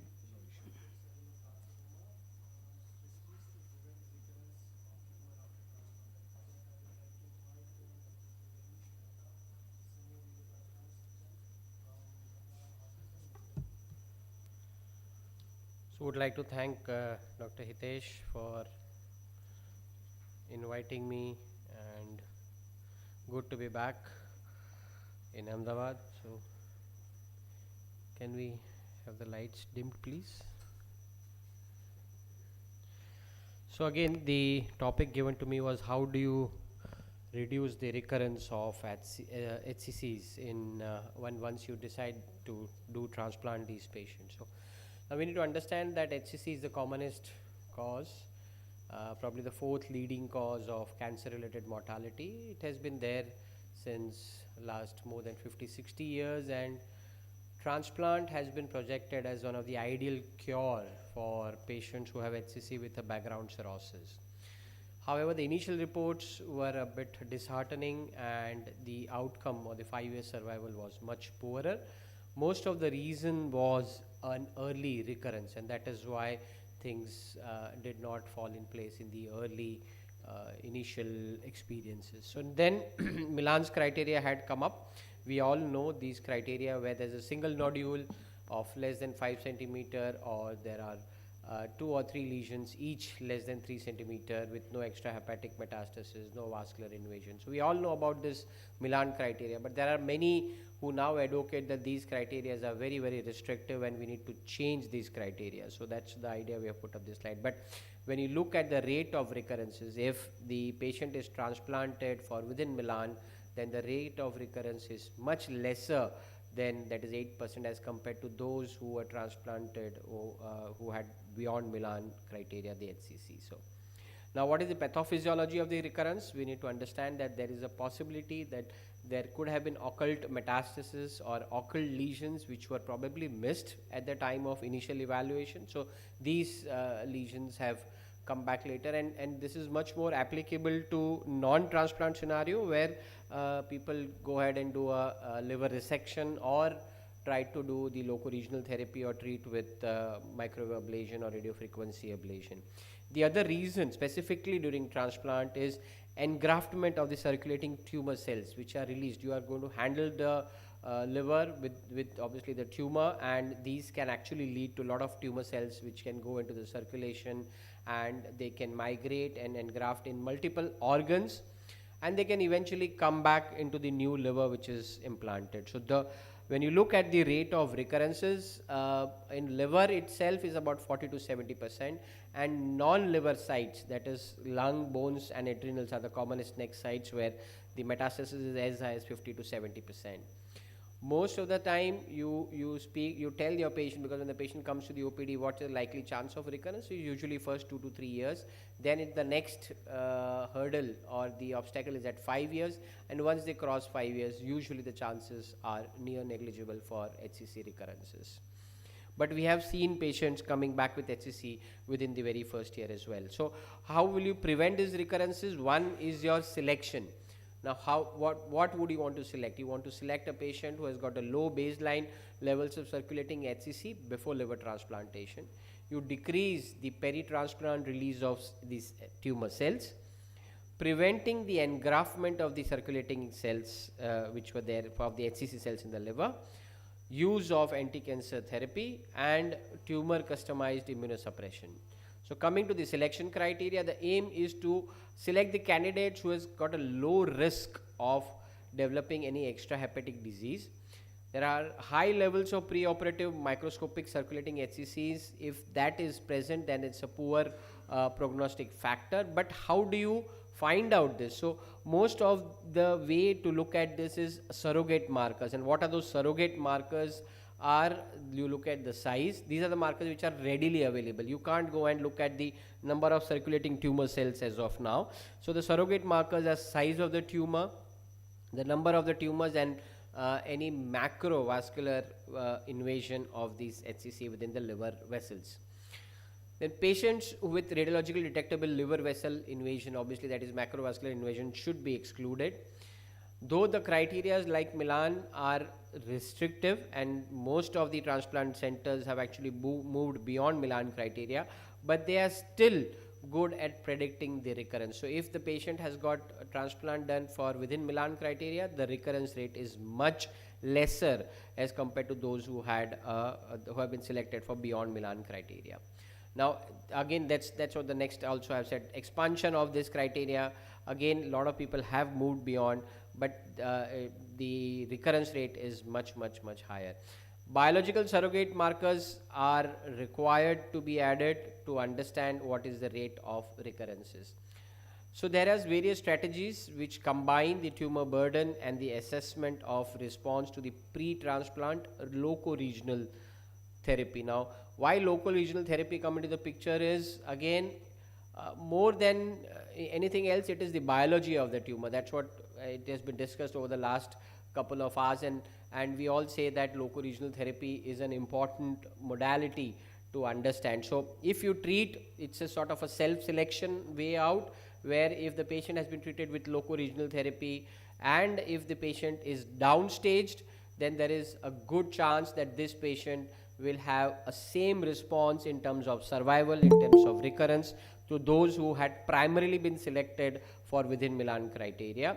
Those who, while on this loco-regional therapy, are not able to be downstaged, or they need, or they progress and they develop any, either the tumor size increases or they develop extrahepatic metastasis, then obviously they have a poorer outcome. Even if those patients who do not have extrahepatic metastasis, but after loco-regional therapy, if there is still increase in the size of the tumor and we transplant them, there is the outcome is much poorer than you would see in the other patients who have actually responded to the loco-regional therapy. So there are various models which are developed, which will predict the risk of recurrence post LT. So again, here everything Milan still becomes the gold standard, and it still remains the gold standard till date, though it was described more than almost 30 years ago. It is still a gold standard where you look at the recurrence-free survival of 90-92% and in these criteria. Even UCSF was the next criteria which they pushed the boundary a little bit more than Milan. There also they have found a good recurrence-free survival at about 96.7% at the end of 5 years. The various other criteria like ASAN up to 7 and Toronto criteria, where all these criteria have pushed the size of the tumor, and there the recurrence rate is about 10%. And if you look at Toronto criteria, so those patients, they tend to have a 5-year cumulative recurrence rate of almost 30%. So this is where what I was talking about, surrogate markers come into the play. So the size of the tumor, the sum of the number of nodules, and if the absence of any vascular invasion. So they all eventually tell you and to predict the recurrence rate. So this is the same thing which there are other markers as well which can come in apart from the criteria which are already laid down: tumor differentiation, microvascular invasion, genomic markers, and then DNA index. However, to get this, you need to have a biopsy of the tumor or the histology. Most of us do not prefer if it is easily diagnosed and you have already had a radiological lecture, so you do not there is no real indication. If there is, the CT is clear, we do not biopsy these patients and we go ahead with the whatever modality of treatment you wish to go ahead with. So biopsy is required if you want to look at all the genomics. FDG avidity is again another tool, but again not a clear-cut marker. So you can try to identify based on this that if the patient has got FDG avidity or non-avidity, and if they have got nodes which are FDG avid positive, what is the likelihood or the risk of recurrence, which is definitely higher. Then we also had a discussion about the circulating mRNA levels. Again, it is very, very difficult to achieve this, but if you do have an option of checking out the circulating AFP mRNA, then if that's a higher level, then there is a higher risk of recurrence post-LT. Then we look at the selection cutoff. There are again various criteria which have been proposed. You look at the morphology, whether total tumor volume is less than 115 centimeter per cube, or you look at the biology, which is the cutoff of AFP level. So some of the papers have suggested a cutoff level of 400 nanograms per ml. But again, there are more papers which have come up to say that if you have a combination of these, then you may be able to achieve a better outcome. So this is again from the Mazzaferos group only, where METROTICKET 2 they have combined with AFP adjusted to HCC size criteria. So the higher you go, the red is a poorer outcome. So the further you go, the size of the tumor is more, and the higher the level of the AFP, the poorer is the outcome. Lower the AFP level and less the size of the tumor and the number of the nodules, obviously there is a better outcome in these patients, with the chances of recurrence being much lesser. The second point is, how do you decrease the release of HCC cells? So again, HCC is a highly vascular tumor, friable, and there is always a risk of iatrogenic tumor rupture, because many a times you may find the tumor which is actually fungating outside, and when you are trying to remove this, there could be spillage of cancer cells. Hence, Many authors have come up with a technique which is called as no-touch technique, and anterior approach is one of such, where in resection you do not touch the tumor and you have an anterior approach. Obviously, but for liver transplant, you will be mobilizing the liver. So the idea here is you first go and try and clamp the porta, and then you continue and try and take the vessels as well control, and then continue with the dissection or mobilizing of the liver. So the Asan group were way back about almost 8-9 years ago. They have published their experience of no touch technique and R block. They even extended and pushed the boundary so much that they, if the tumor is close to the inferior vena cava, they try to excise the inferior vena cava, and there have been various reports where they have done an hepatocaval and IVC replacement for the HCC and liver transplantation with it. So the third thing is prevention of tumor cell engraftment. Again, it is very well known that an acute phase graft injury will increase the chances of recurrence of tumor. So one of that is ischemia reperfusion injury. So you need to reduce that. Don't keep on clamping or pringling every time you are doing liver transplant. Either you clamp it and then completely do a portocaval anastomosis or a shunt, and then continue with your dissection. Again, the second is small for size. That is, if the volume of the donor liver is much lesser than what 0.8, GRWR is less than 0.8, then there is a higher risk of recurrence in these patients. Tumor invasiveness is also linked to various other markers like VEGF, chemokine markers, and apart from that, the donor factors which can increase the chances of recurrence are use of marginal grafts. The longer the warm ischemia, longer the cold ischemia time, again there is a higher risk of recurrence.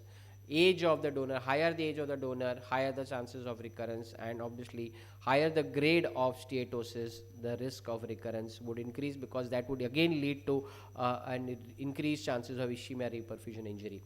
Coming to the anti-cancer therapies, it's a chemo-resistant tumor. Various cytotoxic therapies have been tried, but they have been failed. Drugs like doxorubicin, adenovirus-mediated delivery system, cisplatin, adriamycin, all these have been tried, but they haven't shown any benefit and any of the trials. Lycartin, which is the metocixmab, which can be used in some of these patients, and in one of the trials, it has shown to have a little superior overall survival outcome and reduces the rate of recurrence at the end of 1 year. Sorafenib, again, we all know it has been there for quite some time, but it is used more often in palliative care setting. The use of sorafenib in an adjuvant setting post LT is yet to be studied. There are various trials going on where it has been given as an adjuvant after resection or the locoregional therapy, where again the trial which have done a STORM trial, but what is the biggest drawback in the STORM trial is that the full dose of sorafenib was not tolerated. There was a higher complications due to sorafenib, the adverse events. So hence none of these patients were actually able to complete the whole dose of sorafenib. The other anti-cancer drugs or any other therapies which are available are, some of these are peritinoin, which is an orally administered acyclic retinoid with vitamin A-like structure, which ideally targets the retinoid nuclear receptors, thereby causing apoptosis and thereby reducing the tumor growth in the HCC. So there have been various trials, after which one of Professor Okita's group had tried a randomized controlled trial after radical treatment for HCC related HCC. But the point here to be noted is that they had done either a locoregional therapy, that is radiofrequency ablation, or a liver resection, and they found that the recurrence was significantly inhibited if peritinoin was used at the dose of 600 milligram per day. Another effect of iron chelator that has been studied, that is why post-transplant most of us like to keep the hemoglobin level between 8 to 10. So the anti-tumor effect of deferoxamine in HCC patients, that has been reported by reduction of iron levels. Some of them use phlebotomy. It reduces the hepatocarcinogenesis and thereby probably reducing the chances of recurrence. Coming to the use of, I'll finish in a couple of minutes, please, sorry. Use of mTOR inhibitors, again that has got a protective effect in preclinical studies, and there are various trials, but as of now, sirolimus and everolimus are very clearly favored drugs to be continued post transplant. So many of us in our practice use sirolimus or an everolimus, which has got tolerable side effect, but we start them at the end of 1 month after completion of the transplant. Coming to the antiviral therapies, again, if the patient primary cause of HCC and the cirrhosis was Hep B, Hep C related, then use of the primary antiviral is recommended, which will eventually reduce the risk of recurrence. Branch chain amino acid, there is a lot of trials going on and studies going on this, where it actually reduces the recurrence of HCC due to inhibition of hepatocarcinogenesis.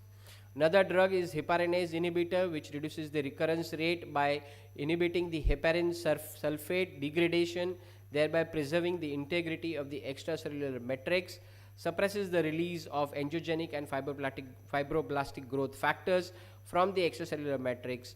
However, there are various rodent models on which it has been used, but it still requires further validation in more human trials.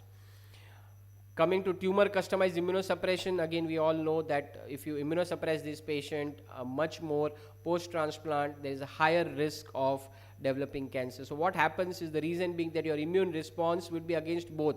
It is against the cancer cells as well and against the allogenic antigen as well. So excessive immunosuppression can actually decrease the level of native immunity and thereby increase the chances of HCC recurrence. This is again validated by use of ATG in those as an induction agent in some of the trials which have been used, where the chances of the recurrence rate has seen is higher. Use of CNI is also associated with a higher risk of recurrence, and hence a customized approach to this immunosuppression would be much more effective. Use of mTOR inhibitors, again, as we have already discussed, sirolimus and everolimus, is shown to have an anti-angiogenic and anti-proliferative effect, thereby reducing the risk of post-LT HCC recurrence and a longer term survival. So again, this is sirolimus and everolimus. There are various trials, and all these trials confirm that sirolimus and everolimus both have got an higher significant survival advantage in post-transplant scenario, as well as for immunosuppressive therapy. Post-transplant surveillance, again, there are no clear-cut guidelines available, but there are various models, again, which tells you about the recurrence. All these models, again, depend on the pre-operative number of tumors, the tumor which were viable if they were treated with locoregional therapy, whether there was presence or absence of vascular invasion, and the level of alpha-fetoprotein. So there are some of the trials which have divided alpha-fetoprotein into 5 different levels: 0 to 20, 20 to 100, 100 to 1000, and more than 1000. There are others which divide into simple as less than 100, between 100 to 1000, and more than 1000. But most of the studies now accept that an AFP level of more than 400 is a significant criteria, and it's the outcome is much poorer. Chemo prevention, I'll probably skip this. So just to summarize, the 5 major parameters you need to look at to reduce the chances of recurrence is selection of the patient. That is your first and paramount importance. Second is the decreasing during the transplant, the decreasing the release of HCC cell. Post-transplant, you can preventing the engraftment of the circulating cells by using various therapies available like anti-cancer drugs, and you can actually modulate or customize your immunosuppression therapy based on the HCC. So thank you very much, and I guess we'll take the questions after the whole session is over. Now I would like to invite next speaker, Dr. Amit Rastogi, Director of Liver Transplant and HPV Surgery, Medanta, to deliver his talk on liver transplantation for HCC with portal vein thrombosis.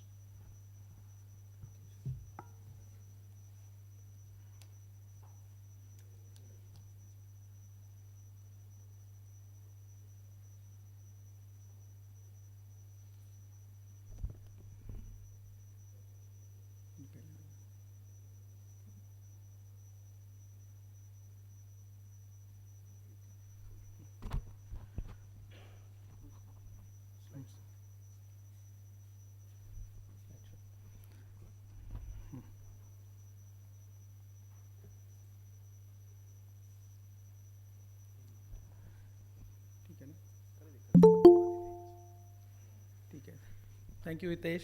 It's nice meeting, and we keep on meeting together apart from these, and I've been coming to these meetings maybe 3-4 times in last so many years, and it's always a different thing to speak to certain group of people, and then you can, so this talk, and then we'll have panel discussion also following this, would be more like a conversation rather than giving a lot of details. This topic is kind of midway between what we've had the morning session and the session that we are having now about HCC. So a part of it is the liver transplant or surgery in it, but a lot of things have to do with what we have already seen and discussed, and we'll be discussing about how to bring these patients for liver transplant. So I'll be speaking on HCC with PBTT, a topic which is borderline, which is controversial, which is something which people feel should not be done. Even we as a surgeon also feel that there is a problem with these patients. But then one approach is you don't do anything and you always remain good, or you do certain things to these patients and you help some of them or maybe more of them. 100, correct?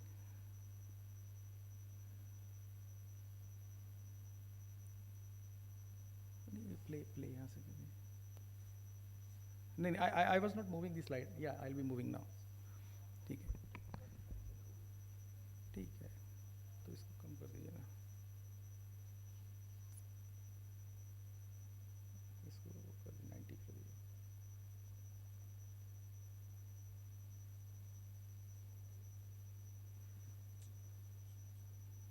क्या हुआ, control set कर देता हूँ.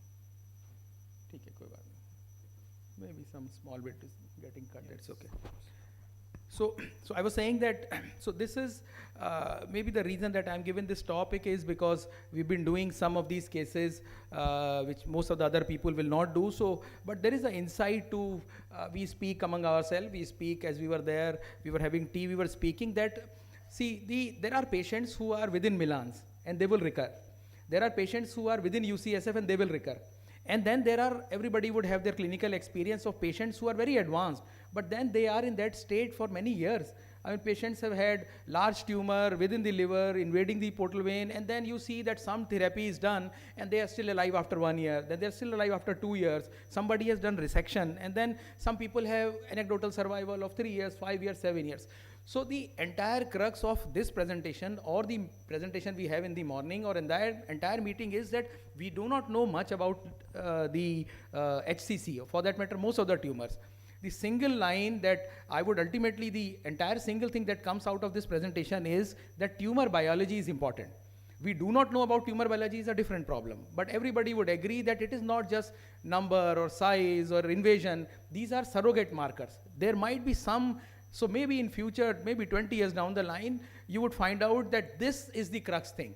So theoretically, if you take a blood sample, patient with HCC comes, and that crux thing, if you found out, if that is positive, then within Milans or whatever, you just give medicine and you know that this patient will recur. On the contrary, you have a patient who is coming with an advanced tumor, but that thing is positive. You know that he has good survival and you can be very aggressive about it. So those are the semantic, the philosophical questions. But then what I want to convey is, this is a controversial topic. Many surgeons would not do it. Even we, as we are doing it, are realizing the pros and cons of it. But then there are certain group of patients who can be helped, and especially in our setup where the primary transplants are living related transplant.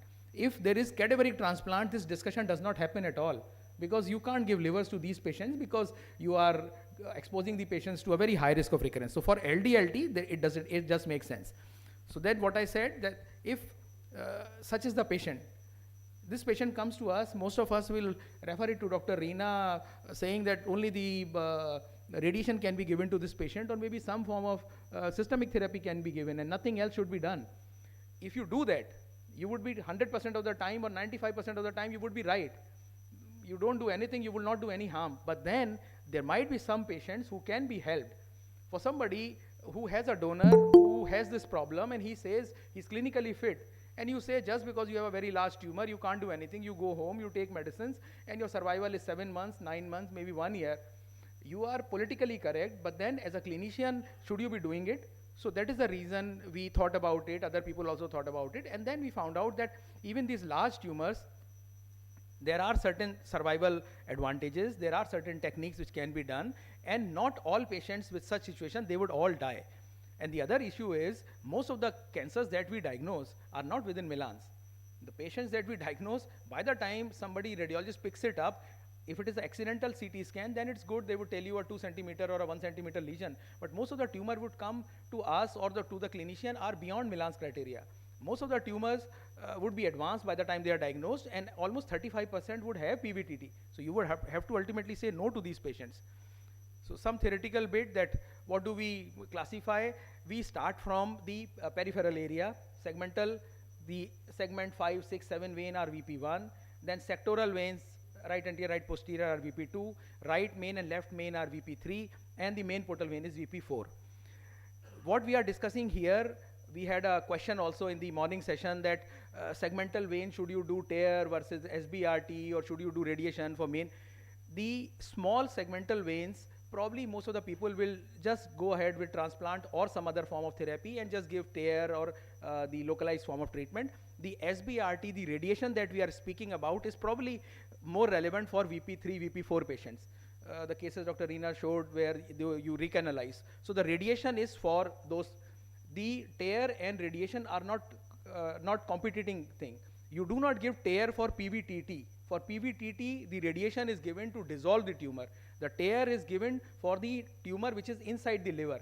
It burns the tumor, and then some segmental VP1 can also be handled just by tear. But for other things, you need radiation. So I already discussed that, is it a systemic disease?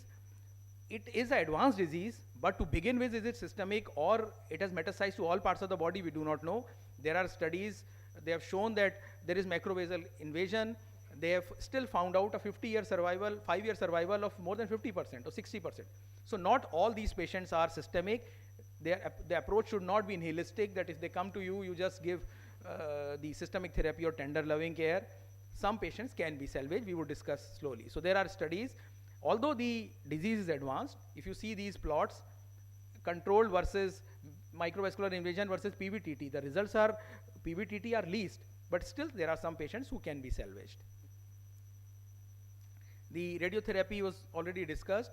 The radiotherapy is a very important module, and Dr. Reena said it is underutilized. I agree, it is underutilized. Maybe more of the patients can be given radiotherapy, especially with SBRT, the stereotactic therapy, where the toxicity is less and is like a cyber knife. You can pinpoint it to a lesion. So maybe this role will come up more in future, because there are group of patients who can be helped with this.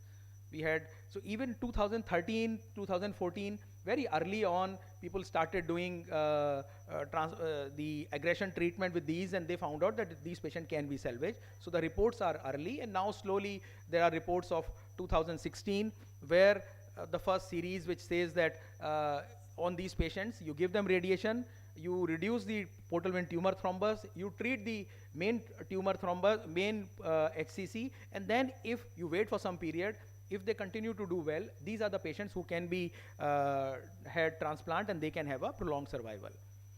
And the various results. So most of the studies would say 1 year survival between 70 to 80%, and a long-term survival of 5-year survival of around 50 to 60%, which is fair enough for such patients. So this is what the premise is, and we as a group started doing these 3-4 years ago, and we published in 2022. The number is obviously not large, but then still we have the largest series. So in the analysis for 16 years, that time we did 3,100 transplants. The transplant for HCC were almost 465 or less than 500. And if you look at the right side, 55 patients had PVTT who underwent LDLT. Out of these 53, majority were small VP1, VP2 lesions. VP1, the 30 patients had a small segmental vein lesions, but then the group we are interested in are these 25 patients who had major vascular invasion, VP2, VP3, and VP4. What was done? So we follow this protocol. We give for the main tumor, because there is portal vein tumor thrombosis, you cannot give TACE. The TACE is contraindicated. So one of the question was, when do we give tear? So this is one of the indications. When the portal vein is blocked, either because of tumor or because of the non-tumor thrombus, you cannot give TACE, so then you give tear. So the advantage of TACE versus tear for a lesion where both can be given, both are equal. Maybe in some cases tear is better. but not tear is not clearly superior to TACE if it can be given. But situation in like this where TACE cannot be given, you give tear, it is through the artery, the organ, the radioisotope goes into the tumor and also theoretically goes into the other microthrombi. And so we give tear because you cannot give TACE also. And then we give the CyberKnife. So for the main tumor, tear is done. For the main tumor thrombus in the portal vein, CyberKnife or external radiotherapy is done. There is a technical way which was already discussed. And then, so either you do, even in some small lesions, you need not give tear in all cases. If it is a small lesion, which one of the cases there where there is a small lesion with PVTT, in that case you can even give TACE, you can even give RFA or whatever. So you would handle the tumor till the time you do transplant, and then you remove the tumor thrombus from the body, and then you follow it up. The timing is difficult. The timing, generally literature says 6 weeks to 12 weeks. So we follow the 6 weeks to 12 weeks, but it's not an essential criteria. Suppose it is 10 weeks, so we have done transplant between this duration. Not necessarily for all cases we waited for 12 weeks. The question Dr. Shaleen raised, he waited for 8 weeks and then he did, and still there was recurrence. So Dr. Reena was saying that maybe could have waited more, but I don't know. So what is the answer? But at least 6 weeks to 12 weeks to see the response evaluation. If there is a response in between this period, then it doesn't make sense to unnecessarily wait for 1 more month and then do transplant. So if by 6 weeks or 10 weeks, the tumor is cleared, you should do the transplant. This is what we have followed, and this is the plan that we do, and we do the transplant. So for example, this is an avid tumor in the portal vein, PVTT, and then you give the radiation and you see that avidity is lost. And the tumor is also avid and the tumor avidity is lost. So you response evaluate. If the tumor has responded, the PVTT should completely go. The tumor, if it goes, it is fine. Even if something is lighting up, the decision will not change just because of that. But if there is new lesions in the tumor, or if the PVTT has not dissolved, then you should not undergo transplant. So this is what our protocol is, and this is the result that we found out, that of the 25 patients, there are 2 patients who are surviving beyond 5 years, and this is the survival. But then if you see 5-year survival of 50-57% justifies transplant. The basic justification for transplant is if you can achieve a 50% 5-year survival. So it is less than normal, but still it is possible. And then these are the theoretical things that, as I said, all said and done, we do not know. So the main reason of doing these transplants are that we do not know what is the biology. The tumor does not start from there, then grows locally, then grows into vein, and then goes into the body. Maybe the tumor starts and then right from the beginning it is in the body. We do not know right now. So these tumors are obviously advanced, but we do not know that definitely they are metastatic and the smaller tumors are not. So all patients should not be said no. There is a criteria which I said, and some patients can be treated. So these are our results, and we have a transplant survival benefit. And I will not touch this part because already it's been discussed that if a patient comes with this protocol and on protocol the tumor develops beyond, the tumor is progressing, then what should you do? Then there are various reasons. We have already had discussion, and some of these we'll discuss in the discussion in the HCC panel, that we'll have to have various trials between sorafenib, lenvatinib, the newer drugs that Dr. Ankur said. So the non-inferior trial. So these are all things which have already discussed in the morning. So a patient comes with advanced this thing, you evaluate. If it falls into the protocol, you fit it into the protocol, give the treatment. If it responds, comes to that criteria, do the transplant. If it does not come into that criteria, some form of medical treatment needs to be given.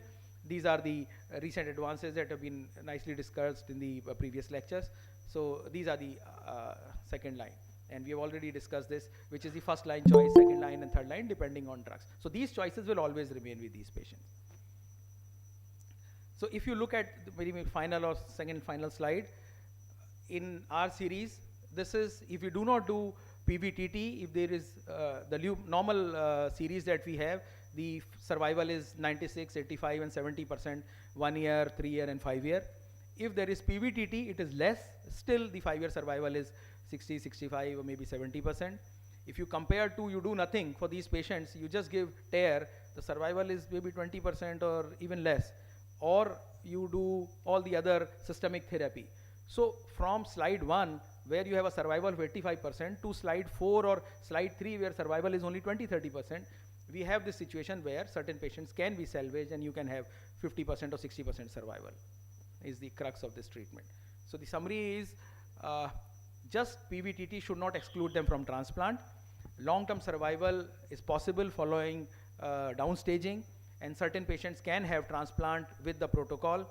And as we gather the data more, we would become more wiser, and then we can have the discussion.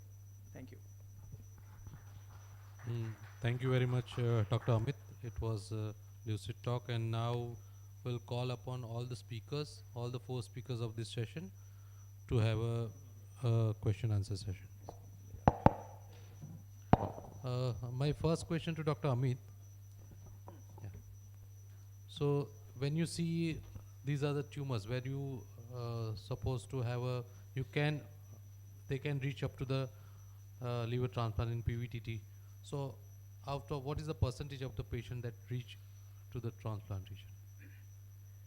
So as I said in the presentation, almost 35% of the patients when they present to you would have advanced tumor or maybe PVTT. So out of 10 patients walking to your clinic, 3 will have PVTT. Now what we do is we would evaluate them and we do PET-CT. If there is no extrahepatic disease apart from PVTT, then they are for this protocol. If they are any other disease in the body, PET-CT, you do all analysis, then they are out of this protocol. Then you tell these things to the patient that these are the patients where something can be done, provided they understand that it is a treatment which involves the cost of TARE plus SBRT. So the cost of this procedure is almost like transplant. So it will be 20 lakhs before they have transplant. And then they would be re-evaluated at 1.5 or 2 months.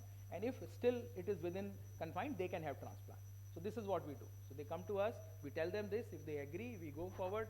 And your question, I would say of the patients that we have treated, 70-80% will respond. Maybe 20% are the patients you have given them radiation, you have given them TARE, and still they have a progressive disease. So they are less, they are not 50-50. So 20-30% patients will progress, but then 70-80% will respond. Then you do transplant. If they recur and not is a other question.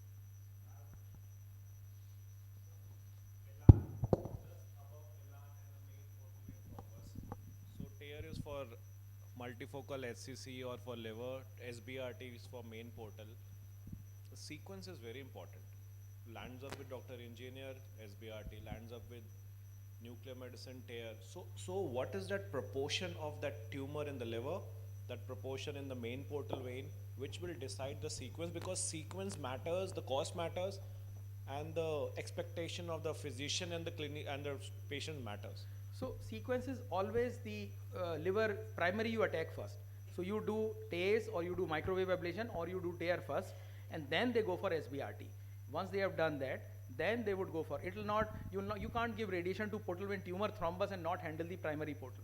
So you do the therapy to the primary tumor, and then once it is done, then you do your TARE 1 and you see if there is eligible for, so if he is eligible, then you would go for radiation therapy. This is what my take is slightly different. That I always question this Medanta approach. Like if we are targeting the thrombus and if the tumor is within SBRT, like whatever criterias, why not give SBRT to the entire tumor and the thrombus as well? Means to select cases. But if the tumor is very large, then of course TARE also can be added. So that the cost will come down and time. Yeah, Dr. Kataria, the one we do. So this is the discussion. It becomes very easy that you don't want to do a 20 lakh or 18 lakh or 10 lakh TARE, and you do, she says that radiation, not only PVTT, it will handle the main tumor also. But then the literature is such that, so what we will do is, we would, just to save money, so we will do, for the primary tumor, we have given all the 3 options: microwave ablation, radiation, TARE and TACE, whatever is feasible, and then go for it. Theoretically what you say is right, and it makes financial sense also, that the same radiation you focus it to liver, but then we have seen the paper and they do like this, we have followed the same. So you do the primary treatment with either of the modalities and then this. So with the TARE, the beads can enter the main portal vein also. Many times you would not require SBRT, many times, but there, I mean, it's not like hard and fast that you would not require. It can or it cannot. So yes. The bead size particle is 30 microns. So what you want to say is TARE can take care of both. Yes. But practically we have not seen, because PVTT is a very strong disease. Yeah. So basically your radiation response take at least 3 to 6 months. So you can't judge at the lesser time interval. अब इसमें होता है, the situation is, so we've had all this discussion. The radiologist, they say that your radiation will kill the tumor cell in 24 hours. So the tumor will get killed in 24 hours. Your response will take 6 weeks, 12. Ideally, you should wait for a year. You would definitely know जो नहीं recur कर रहा है वो तो ठीक ही हो जाएगा. But then you can't because see ultimately you have to have transplant. So these are the discussions will go on. नहीं, you are right. Suppose the DDLT people they wait for 6, not for this patient, for other patients for 6 months. वो खुद ही biology select हो गया. If he's not recurring, he's a good patient. You can do it. So it's so these are all evolving things. I just wanted to add a point because we have also done around 40 odd such cases regarding the first question about timing. All this happens with quick succession. Within 3 or 4 weeks, the entire thing is complete. We prefer TACE because of the cost factor. So TACE is done, and within that admission, the SBRT planning is done, and it's a short 1-week course of SBRT. So within 15 days, I would say 2 to 3 weeks, the entire treatment is done. So timing, I don't know whether SBRT doing first may have any advantage, but timing making an impact on the outcome is not important in this particular case. So if patient decompensate, who is responsible? So yes, TACE that's or a very SBRT? See, these are the patients who are pushed to the wall. Yeah. I mean, by literature, you would give them 6 months to live. or maybe That's more. But that is a very important point that you made, and when we are counseling a patient for this kind of treatment, not only we tell that there are chances of you may be not Yeah, be a that's non-responder, we practical. also tell that you may decompensate. Yeah. So we start the treatment once the donor is ready, because they may decompensate, and then we will have to transplant for the decompensation and not for the tumor. So can I make it one point clear to the younger colleagues of mine, because what we are discussing here is at much a different level where there is about 15-20 years into transplant experience which has gone in. So when you go back, don't go back with the mindset that if there is a PVTT patient, I can easily go ahead and give them transplant. So a lot of these things are basically still being evaluated. If you are asked, if you are exam going and asked a question that whether if the patient with HCC with portal vein tumor thrombus comes to you, it is still a contraindication. It is as clear as that. There is no confusion about it. All the other things which are the treatment being offered, they are all practically under trial. There is no clear cut. So the jury is still out. There is no clear cut standard therapy of treatment. Liver transplant is still not considered in the SOP for PVTT. So don't go back home with an idea that it's PVTT. Oh, I've seen Amit, Dr. Shaleen doing it, and I can go ahead and do it.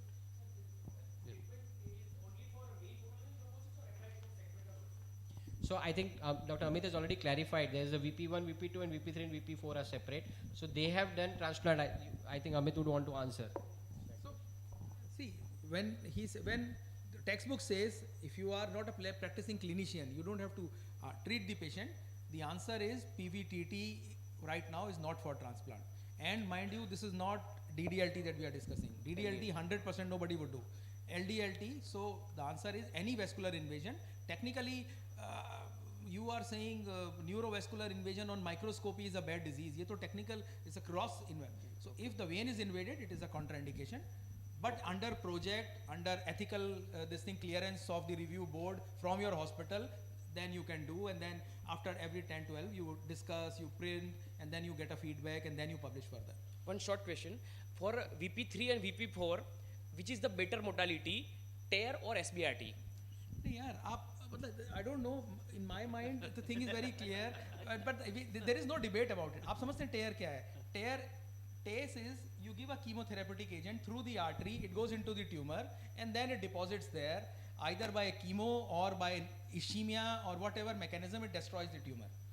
Same thing happens in TARE.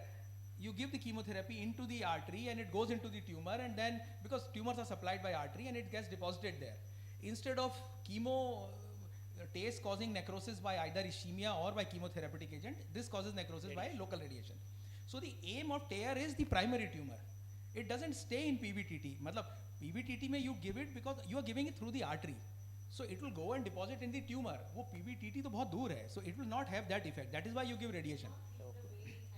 See, if you are giving theoretically something through the portal vein, it will get deposited there. Then it will act locally. पर वो ऐसे है नहीं. So TARE and SBRT are not complementary. One is not competing against the other. Both are needed.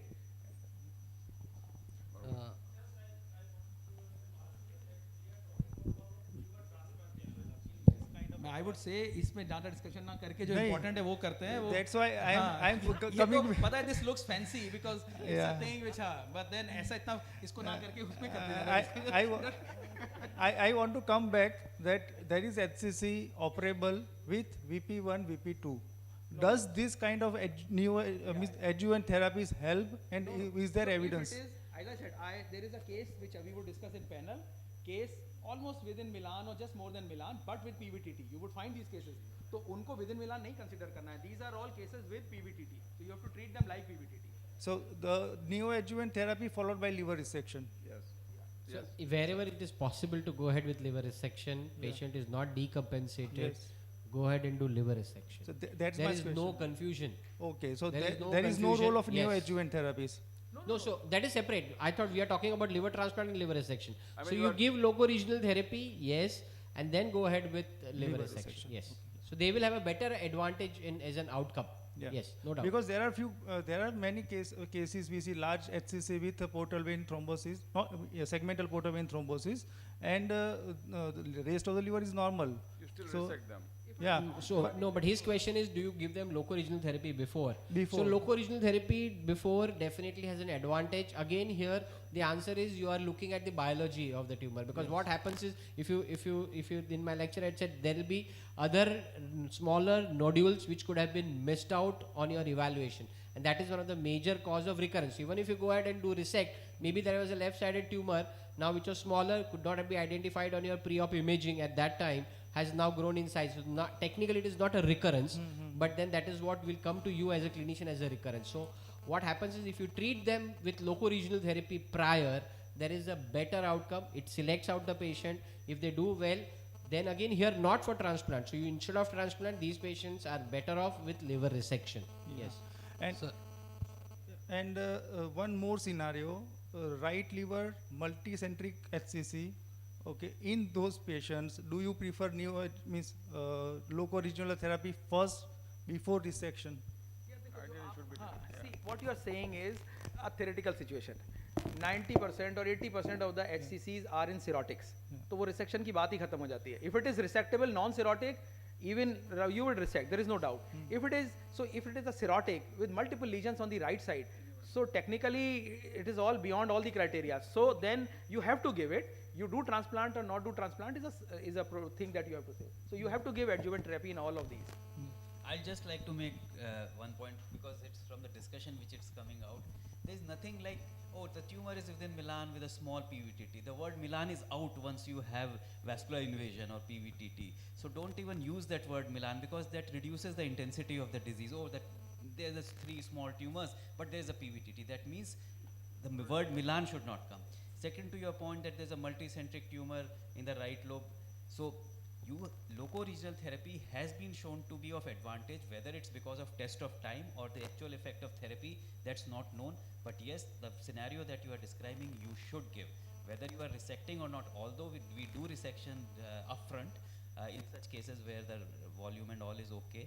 But yes, it's been shown, and I think in one of the morning talks it was shown that if you, yes, are better. Yeah.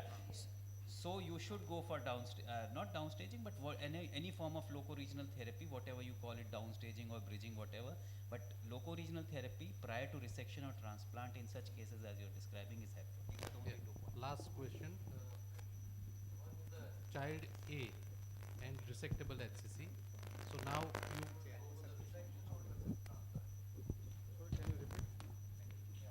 it's a child A, and with the resectable HCC, less than 5 It has to be resected. So Because resection versus transplant. see, we will prefer resection if patient is resectable. If you see the long-term results, all these patients will have recurrence at 5 years or 10 years. So long-term outcome is better with transplant. But to have a transplant in such a scenario, the risk is involved, the donor issue. So the first thing that you should offer is resection. And salvage transplant, what is the? Salvage transplant is if there is a recurrence which is intrahepatic and within the criteria can be offered salvage transplant. want to speak because मैं बहुत बोल रहा हूँ, लेकिन everybody will have. This is a very controversial question. There are are various papers which say that the transplant offered as a first line therapy is far superior as compared to salvage transplant, no doubt about it. But as you have rightly put, I think there is a panel discussion coming up on HCC, and we may have probably a similar scenarios. Panel discussion या हाँ कुछ हाँ panel discussion में है सारा कुछ अच्छा ठीक है हाँ हाँ इसी के बाद ही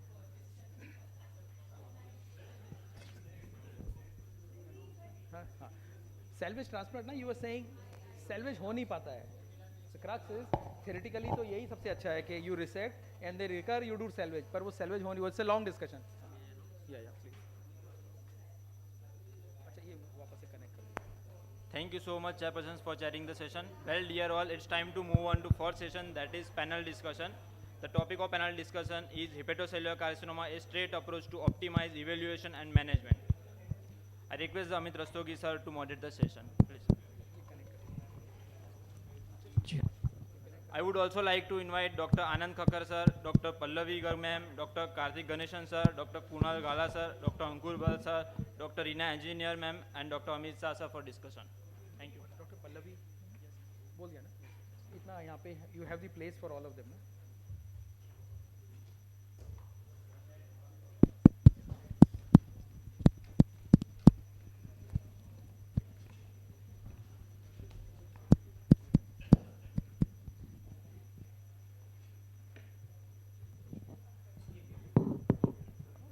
ओके ओके तो मैं फिर हाँ करते जल्दी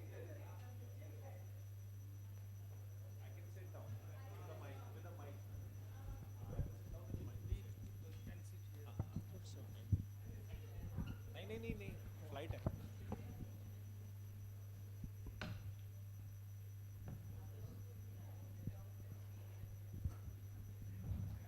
So again, good afternoon. This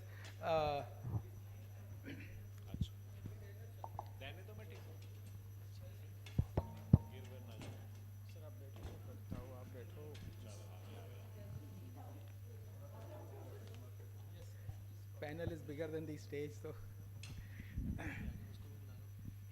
see, like all HCC discussions, the panel discussion can go on for the entire day. The topic is surgical approach to optimizing management. It will encompass all the patients from incidentally detected till PVTT and metastatic disease. So we can keep on discussing. What I have done is I have kept 5 scenarios.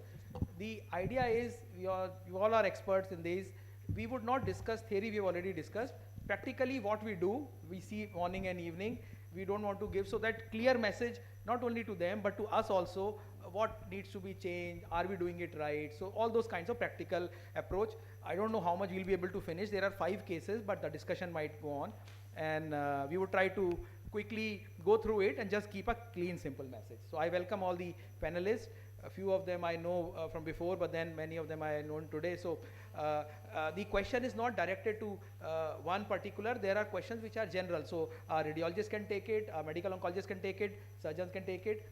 There are specific things I might, otherwise I would ask you to freely give your opinion, 1 or 2 points. What do you think or what you practice in your institution? So we have 5 case scenarios.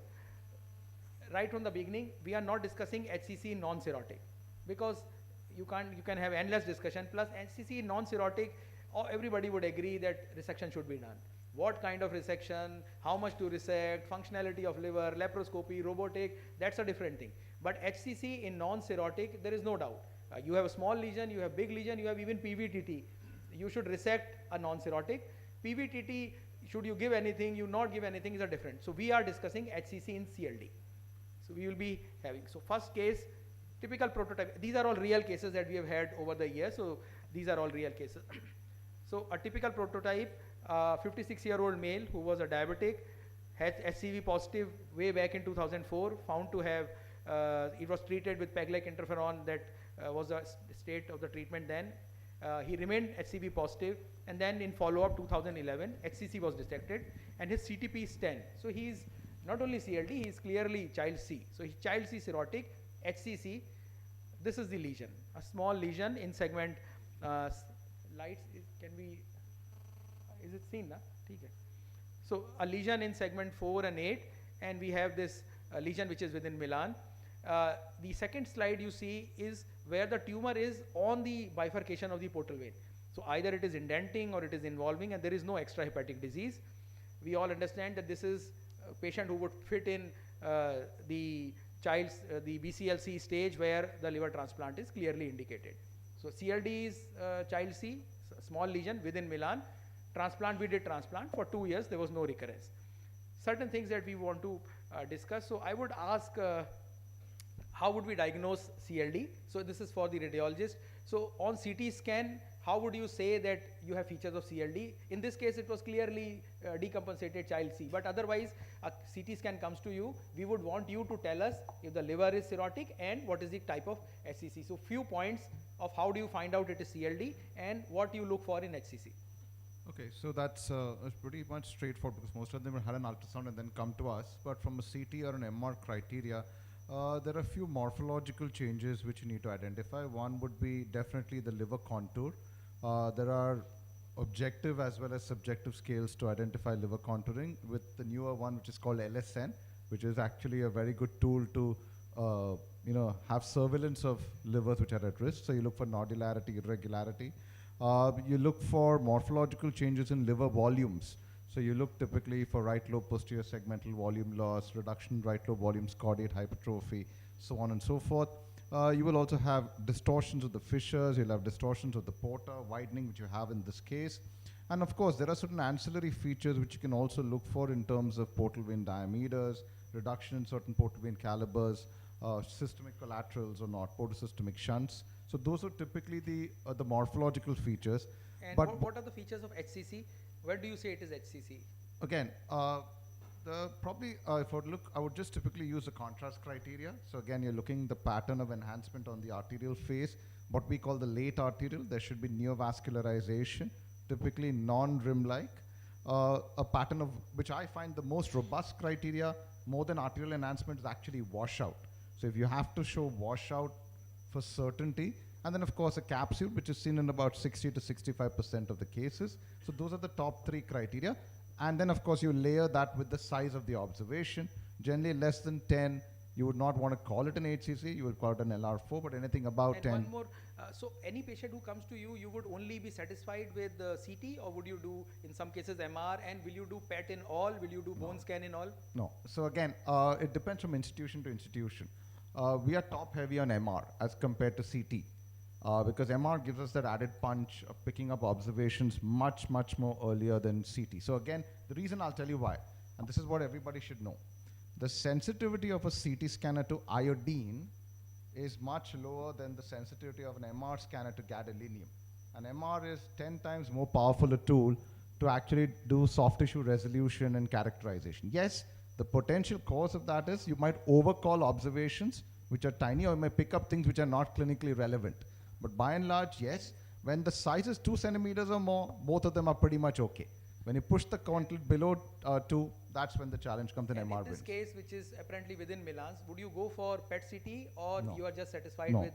I would not. You would not. I would not. Dr. Pallavi, would you also do an endoscopy to find out if it is CLD? Suppose they say there are doubtful features. So should endoscopy as a clinician be done in all cases of HCC who are coming to you to discover if they have CLD?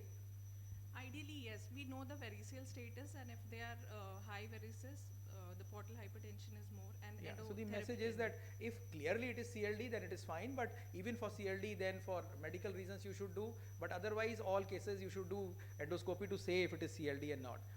The perpetual question, diagnosis, biopsy, should it be done in such cases? I think in today's radiology, it is not needed. The features are specific. Nobody would do biopsy.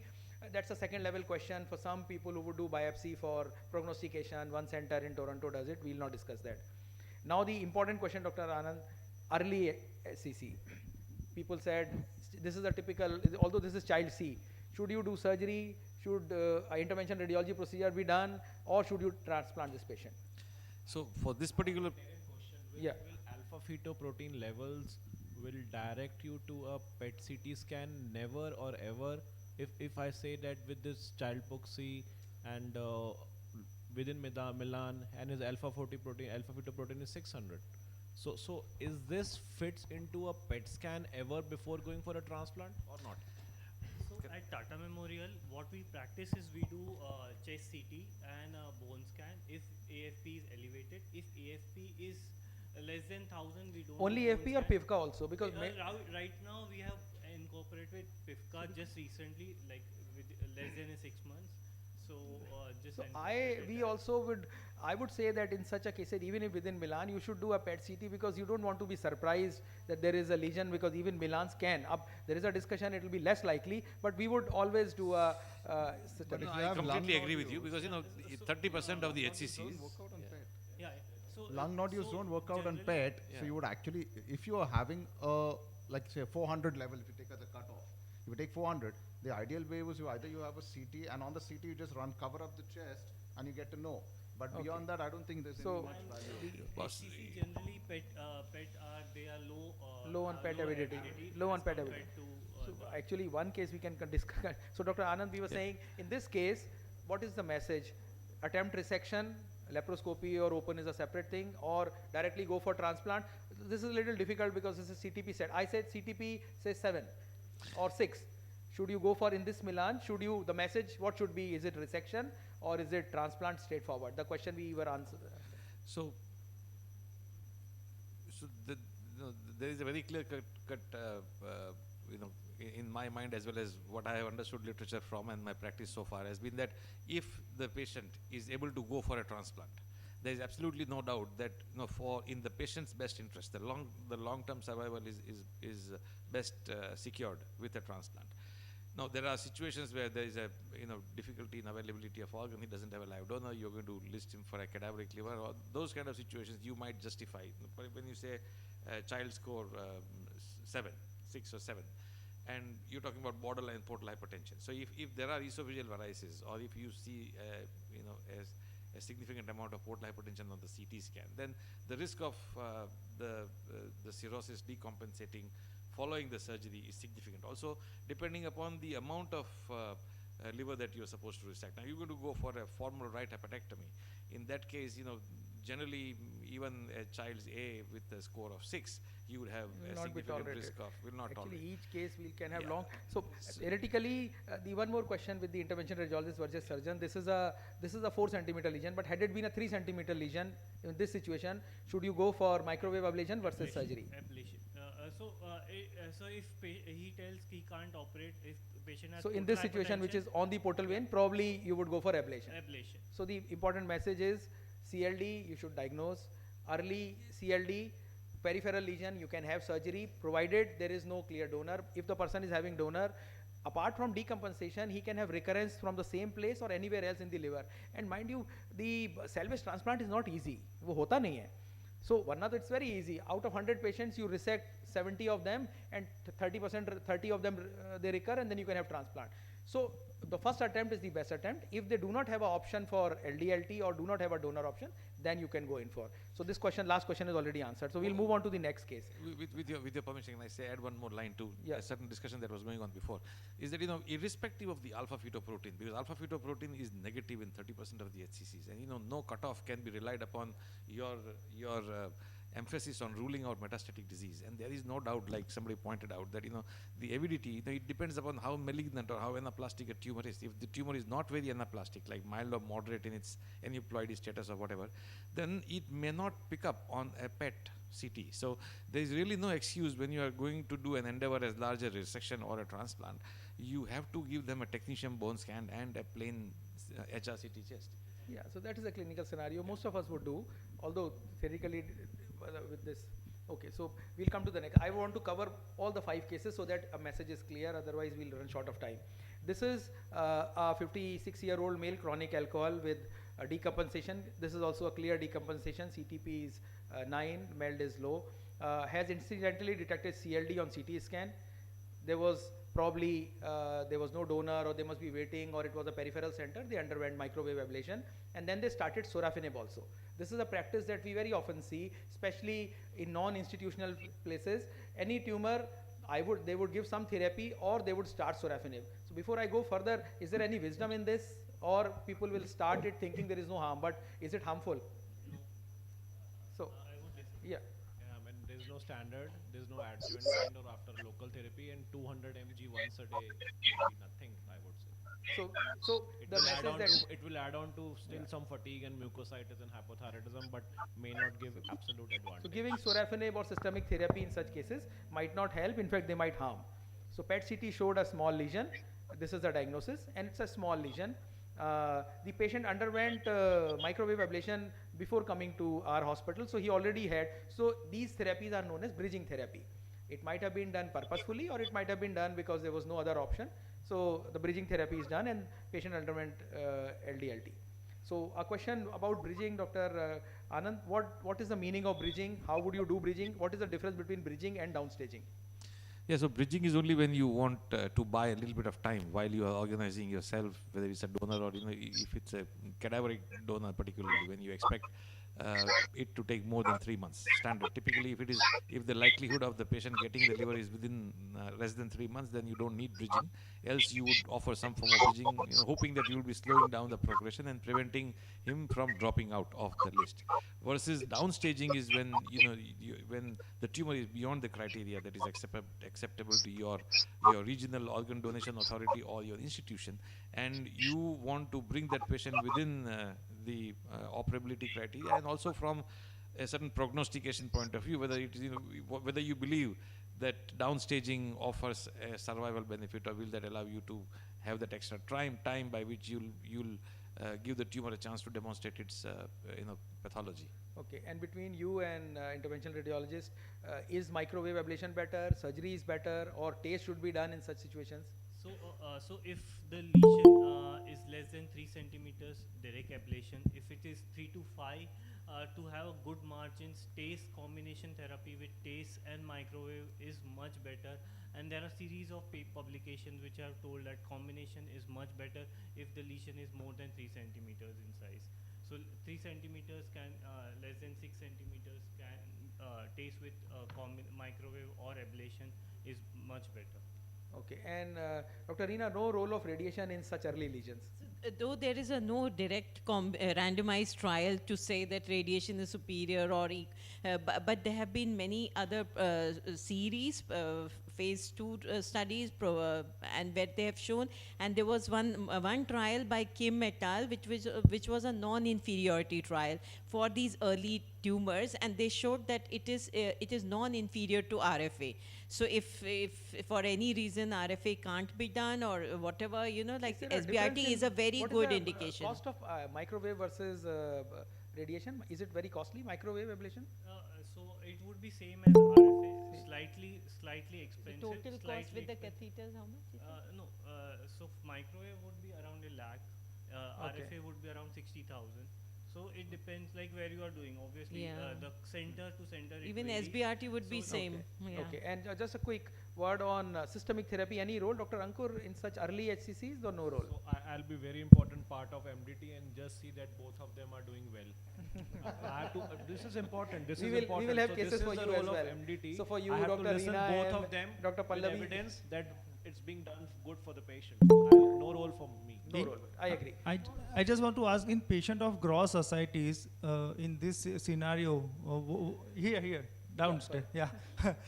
In patient with gross ascites in this scenario, would you prefer to go for microwave or the external beam would be better? So you need to drain aside. So obviously the child poop would be on the lower side. So you need to either put drainage catheter and then ablate it. Obviously with the risk that there would be some risk of bleeding higher as compared to the normal one. But what we have observed, it's not much. And the liver decompensation will not worsen because you are burning only the tumor with 1 centimeter margin. Okay. So Although your SBRT is question- also good because it is a non-invasive. So You do you need to drain ascites for SBRT also? No, not at all. So for microwave you need, but then Yeah. for So patients should be given a choice in this scenario. okay.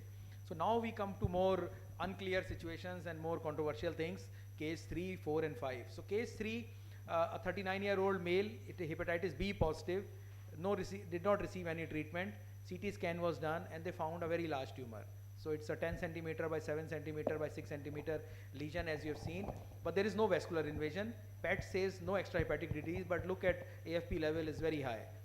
So the patient was started on anti-viral treatment. Now the important thing was, should you transplant, should you not transplant? But then the most important thing is the patient does not have the transplant option. So patient does not have a donor and you can't list this patient in a DDLT setup. This is a very large tumor. HVPG is high, some form of resection and these things probably is not possible. So what can be done in such a situation? What we did, we will tell you, but then we'll have a discussion. So transplant also is also controversial in such a situation, but that was not option. So then we were left with either some form of systemic therapy versus can he have resection. And see, this was, I don't know, I've mentioned the year, this was 7-8 years ago, so the treatment will vary according to that.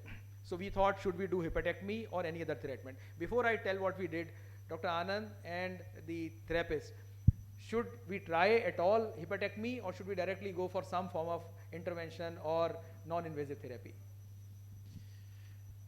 So, the AFP being 30,000, is very bad prognosis. So I would say that, even if this patient has a live donor and even if you want to offer him that transplant, I wouldn't mind giving him some form of neoadjuvant radiation therapy and giving him a chance to see whether that will bring his AFP down and he will not show any crop-ups anywhere. So I wouldn't hesitate giving him a tear and giving him 3 months on let's discuss immunotherapy. This point first. Suppose this patient had a transplant option also. How do we proceed? This is a very large tumor. Obviously, we can't do transplant directly. Should we do TACE? Should we do tear? Should we do radiation? There is no PVTT. And then what should be the thing? How much should we wait? How much should the AFP? For this, I think Dr. Pallavi would answer. So AFP is 30,000. You do whatever treatment. Do you want it to come down to certain level below which you say it's okay? And for how long you want to wait? So I think first we should go for a loco-regional therapy and bring the tumor burden down. Wait for the AFP to come down and then think. So how much you, maybe Dr. Ankur and Dr. You can take it. If you want to see the absolute value, you want to see the rate of declines, we call that delta, and for how long should you wait? What is the message? So I think alpha fetoprotein 30,000 and do a loco-regional TACE. I don't mind TACE here. TACE will not give that advantage. TACE is total okay. vein is patent, So TACE, see here comes biology is the king. See the trend. There is no absolute normal it will be normal or near normal. Just see the trend, see the velocity, and 3 to 6 months take it for a transplant. So the section oblique. This is a tricky question because how much you wait? I want to add this, that one is that this TACE has been overrated. Obviously the radiologists and they should know better. So I'm not trying to overrule them, but we want to. That is what we want to discuss for yeah. ourselves, and we give a message. Yeah, because this TACE leaves a lot of viable tumors behind when you say the tumor is larger than 5 centimeters. So whenever this tumor is more than 5, you do TACE, you just hoodwinking yourself. Okay, so you need something stronger which will take care of the entire tumor burden. Tear. So ideally, if you go by BCLC guidelines, they have come up like tear can be done if it is less than 8 centimeters. 8 centimeter cutoff was because it was in UCSF guideline that one lesion less than 8 centimeter, they can still consider downstage it and then you opt for transplant or resection. Another is TACE, but maybe TACE can't be done, you can't give certain amount of chemotherapy over which the patient will start decompensating. So in Indian scenario, what we have seen, if we go to the Western world, they will give more dose of chemotherapy, whereas here we have restricted ourselves to 50 milligrams of doxorubicin and 50 milligrams of cisplatin, which do not cause so much toxicity. So that's what it is. You need to do couple of TACE to downstage it, see for the biology of the disease, or if patient has financial constraint, so tear would be probably not the option. And technically both are similar, TACE and tear. So somebody who can do TACE can also do tear. So in tear you need to do first the MA planning. So what is that? That is basically a planning angiogram.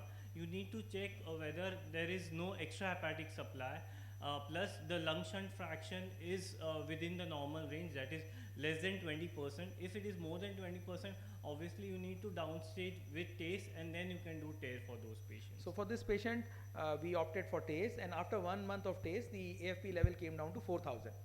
Because transplant was not an option, we thought it is responding, why not give it for surgery? That time the remnant was 35%, but it is a proper cirrhotic liver, and remnant excluding tumor volume is 47. Does it meet the criteria, Dr. Anand? Or you want to be safer? Should you do something else? Technically, what we tell on the presentation is 30% for normal liver, 35% for chemostatic, and maybe 40 or 45% for the cirrhotic liver. So is 47% okay? Will you go ahead or do something else? If I'm pushed to the corner and if I really have no other option, we have done this and we have burnt our fingers more often than not. So yeah, I would hesitate a lot. But if there is absolutely no transplant option, I would do it with a bit of a shunt. Yeah, Dr. Shalin.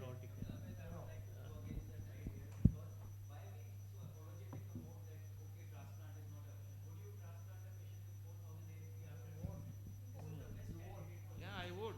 We would.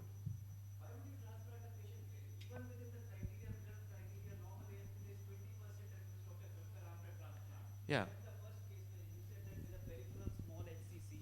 And you would do a transplant because salvage transplant results are bad.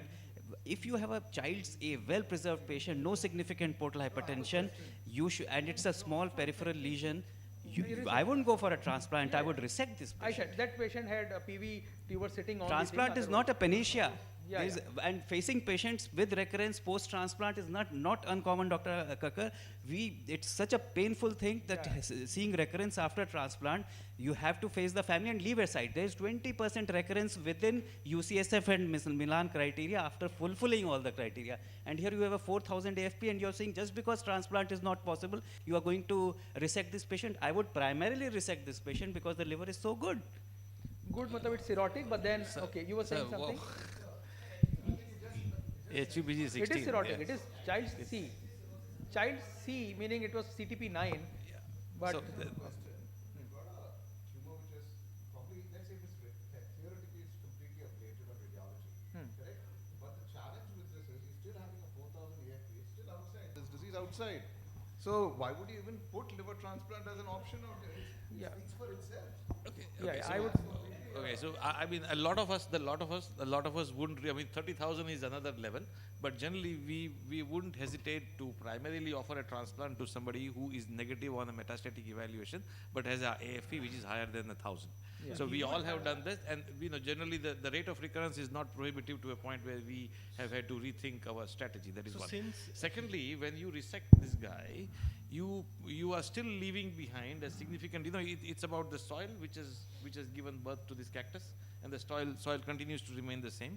And we discussed right at the start of this panel that a salvage transplant is just as difficult or more difficult, and getting a recurrence in another. So it is like choosing between a rock and a hard place. Okay, Yeah. so there are no easy choices. Facing the patient is always going to be a very painful affair in this situation, whether you have a non-operable recurrence in the residual volume or you have a post-transplant recurrence. So a detailed counseling where the patient understands realistically as to whichever of the two is going to be comparable in its poverty.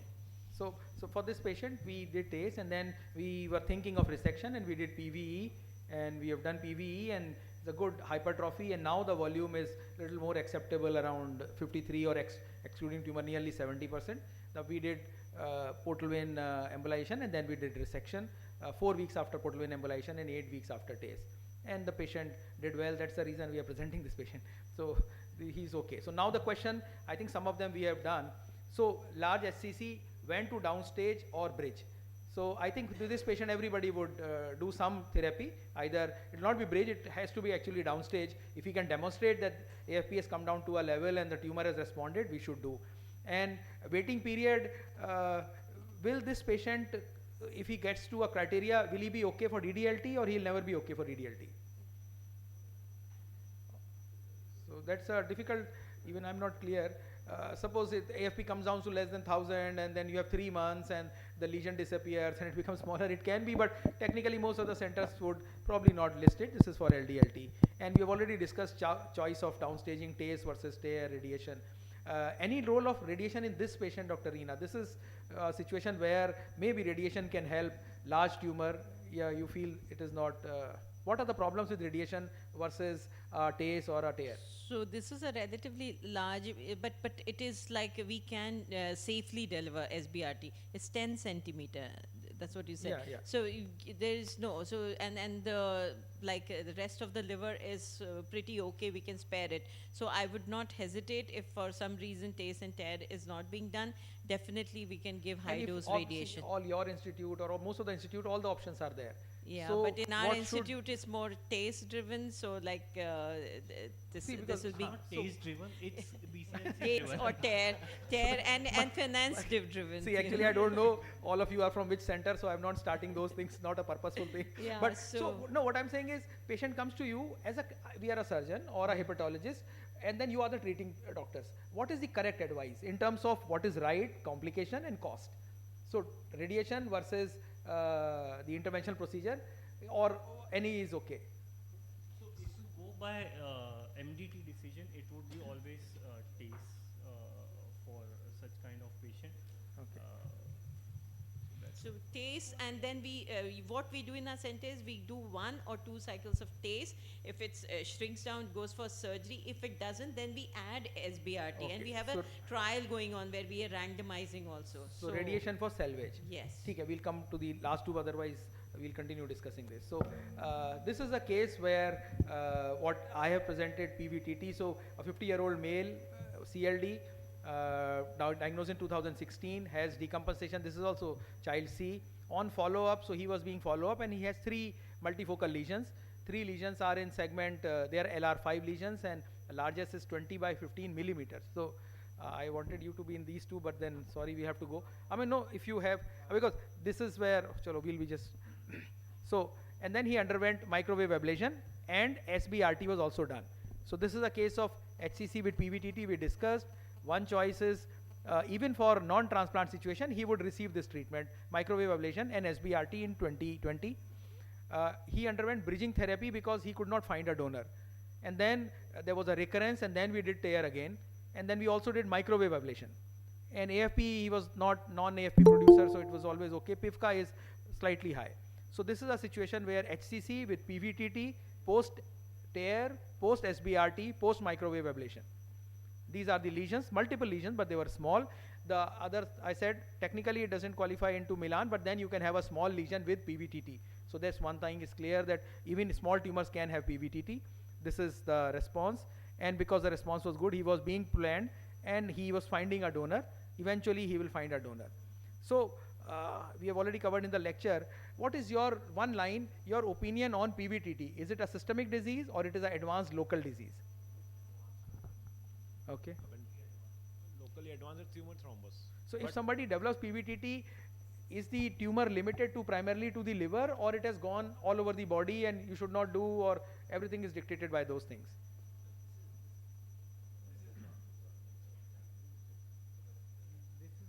So if you look at the scan, it does not look like in continuity with the tumor. So it looks like this is Discrete. intrahepatic portal vein metastasis. Okay. So this is more than just a locally advanced tumor. But Dr. Kakkar, most of the PVTTs are not contiguous spread. They are many a times the tumor would be somewhere else and you would have PVTT not in continuity.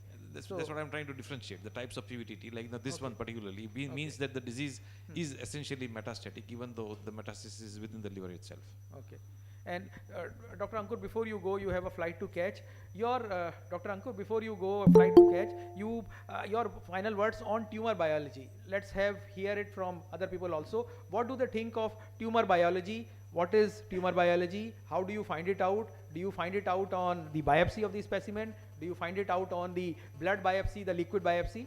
You can give your comment and then I'll ask each of you. So what- conventional way, the alpha fetoprotein, the size of the tumor, the number of nodules, and if we have a biopsy or an explant thing, poorly differentiated, moderately differentiated, well differentiated, then it goes a step ahead into research part, that how can we differentiate the glypican value, the CD10 value, the beta catenin, the morphology, lymphocytic rich or depleted. So you have a these huge are the list. ways. Do These you are the thi- ways. Do you think any promising 2-3 things which might come up in next 5 years?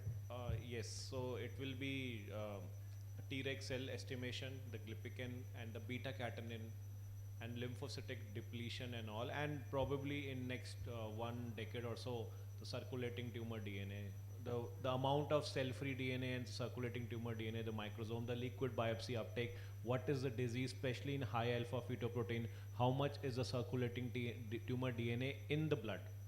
Okay. Why not? Then we can have all the opinions. What do you think of tumor biology, and is there a way of finding it out? So, tumor biology, basically you need to do AFP and now PIFCA, which is coming in, plus plus whatever. Actually, Dr. Pallavi also has to go, so we'll continue with the remaining panelists. Yeah. So Yeah. those are the 2 markers which will tell you the prognostication. Okay. Your thoughts on it? So radiologically, there are too many. There are actually qualitative as well as quantitative markers. So qualitative markers, typically you're looking at the enhancement profile and different patterns of enhancement. There's pattern recognition which is coming up. So again, you know, the subcategories like LRM, LRTIVs, and LRMs are actually further divided now. But actually what a lot of progress is happening is on first order kinetics, what we call as textures. There are different levels where a lot of mathematical variables like entropy, mean positive pixels, kurtosis, skewness, those lot of mathematical and statistical variables are coming into radiology. So the quantitative part of imaging, which is initially what we ever think was ADCs from diffusion or the PET FDG avidity, but now it's going to a microstructural level in terms of mathematical and statistical values. And I think that's the way forward to actually have models created to predict where these observations of these tumors are going to go. Dr. Reena, your thoughts on tumor biology? I don't think I have anything to add. I think AI will be the future, you know, whether radiologically it will be serve as a biomarker. And Just like robotics, AI is also a very hyped thing. Because patients get impressed by robotic and laparoscopy and AI also, but AI is not as intelligent as we think it is. And circulating tumor cells, I think it's developing still, you know. Like Okay, Dr. Anand, you know the Toronto Center you've worked, they are the ones who do biopsy and then find out the biological. Can you give some insight on that? You know, I was a part of some of the publications there. You know, they look at microsatellitosis, and there is a certain pattern in which the tumor, as it enlarges, develops these histologic features, and some of these features are kind of characterized. Like I said, one is microsatellitosis, and there's something else that they call some onion peel-like something that they describe. So these features, when present in the biology or on the histology, they are predictors of a high, you know, propensity to enter the blood vessels and become metastatic, etc. Now, having said that, you know, this is where we are ignorant, and you know, we are trying to, when you ask what do I think, I'm only expressing the variety of ignorance that I have in it. So eventually, you know, AI is a higher expression. What it means is we need a multivariate analysis and a certain chi-square coefficient by which we can appropriately assign a certain emphasis on each of these elements, that eventually we would come to know as to which ones are more or less dominant in the algorithm of decision making in these. So, you know, when I was in Pittsburgh, they used to do biopsies, and they used to measure the number of loci where there is a loss of heterozygosity in the DNA of these tumors, and that was what they called the Pittsburgh TNM criteria. So what I'm saying is that there is more to it than what meets the eye. Yeah. And So we why all are agree that we understand that biology is important. We all want some marker, but then because so much of discussion, that means we do not have 1 or 2 or 3 markers as of now. Maybe in future we'll have it. So we'll come to the final case. Similar case like this one. This is a CLD. It was in 2014. Then he was on medical follow-up. Some decompensation. CTP is 8. 2017 he found to have a CT scan and found to have a lesion in segment 8. He underwent RFA. Then he developed new lesion in segment 6 in the same year. Then he underwent TACE. And then he also had microwave ablation in 2018. He kept on following. So I guess that patient did not have a donor, otherwise he would have had transplant by that time. Then after microwave ablation, again there would have been a recurrence, and he had tear in 2019. Then finally he develops PVTT. So there are two things to say. Tumor is increasing, multiple treatment, but then you look at it, 2017 till 2019, the lesions are slowly coming up. They are not coming up very fast. So he has developed PVTT in the lesion in 2020. The PIVCA was moderately high, 17,600. AFP, again, he was a non-secretor. So the diagnosis was multifocal HCC with PVT. Bridging was done because patient had no donor, and we listed this patient in DDLT.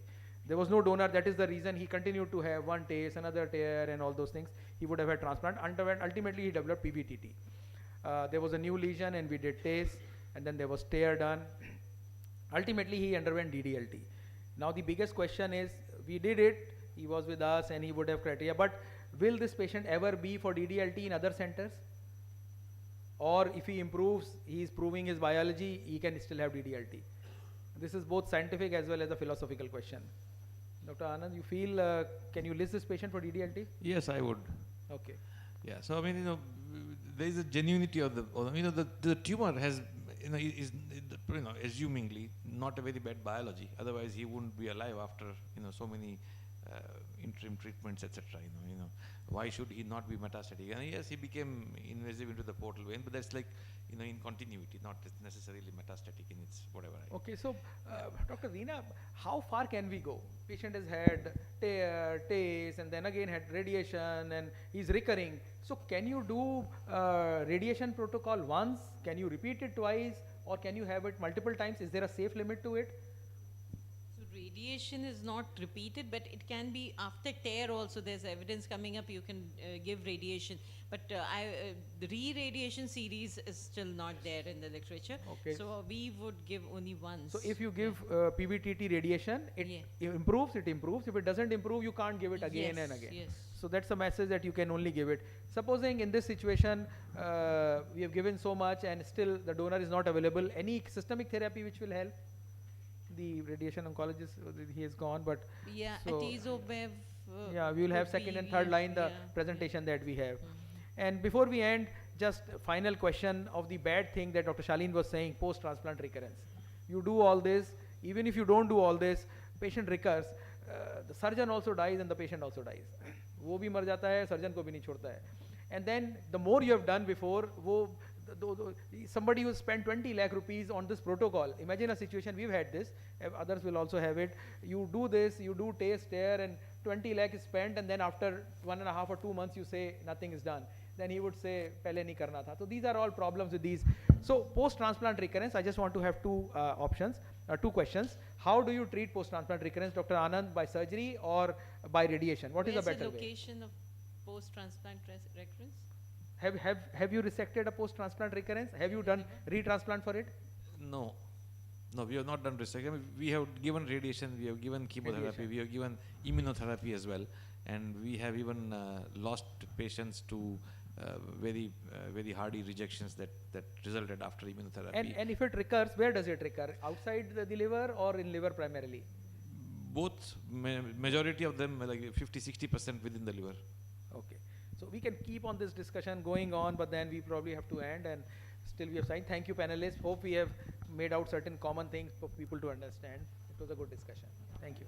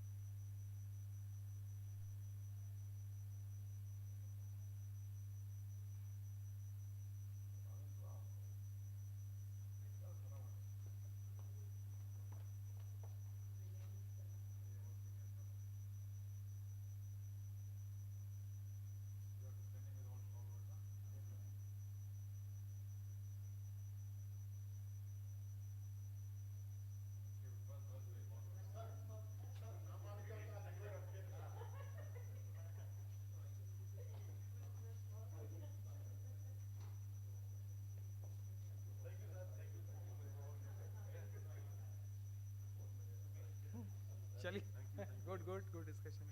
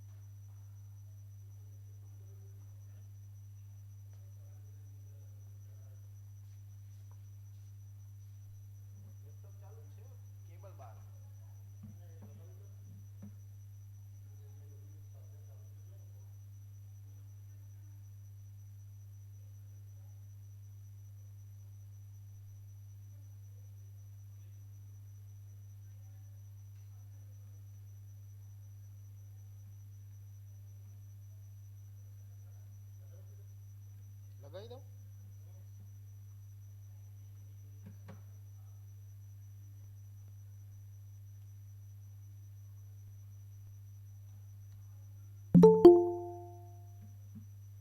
લગાવી દીધું શું ચાલુ કરું બોલો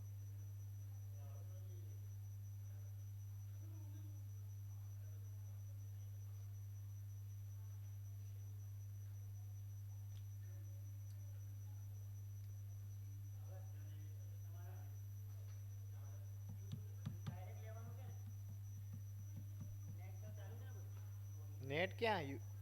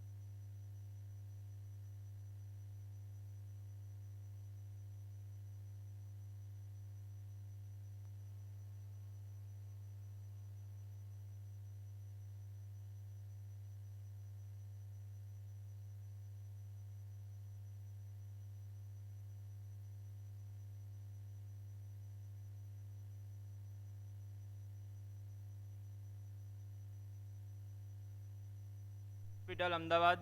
Dr. Bhavna Parikh, ma'am, she is surgical oncologist in Sterling Hospital, Ahmedabad. Dr. Kirit Parmar, he is professor in SVP Hospital, Ahmedabad. And Dr. Daivat Vaishnav, sir, he is surgical gastroenterologist in Zydus Hospital, Ahmedabad. Please join us, respected faculties.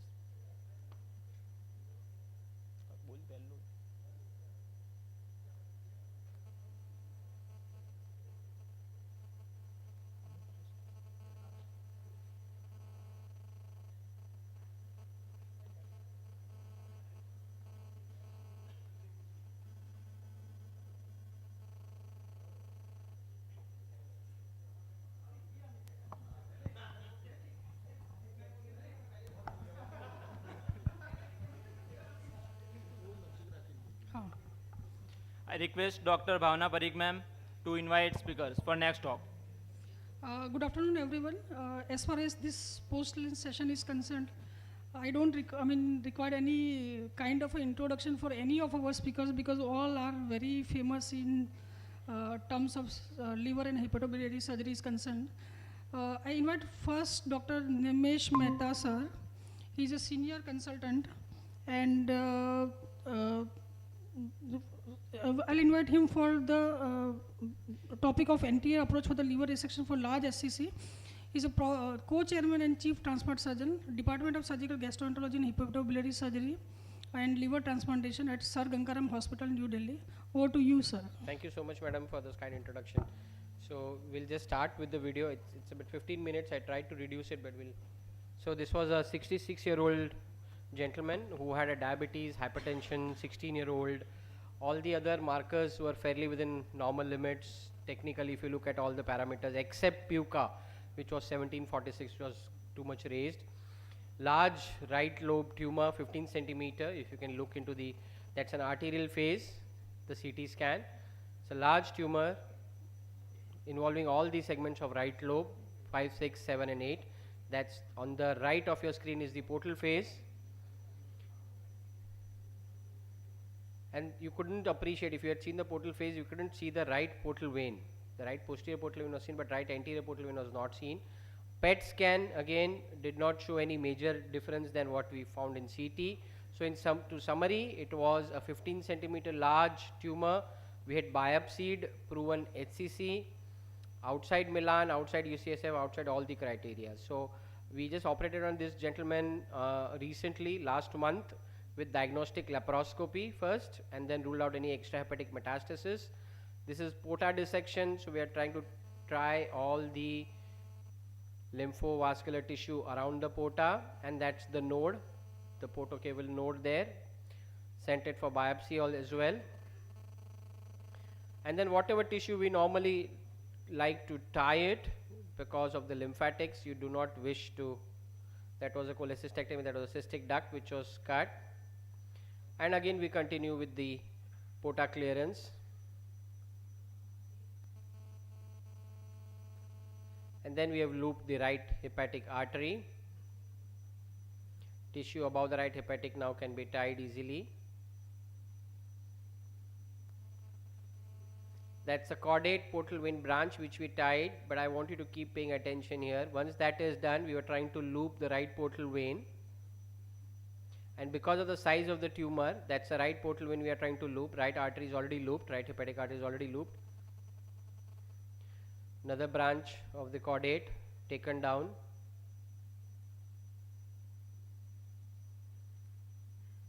And tied both sides. You need to tie off these caudate branches because it can bleed torrentially and again mar your field, so your dissection will completely go away.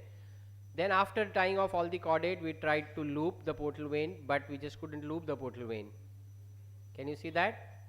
There was torrential bleeding here.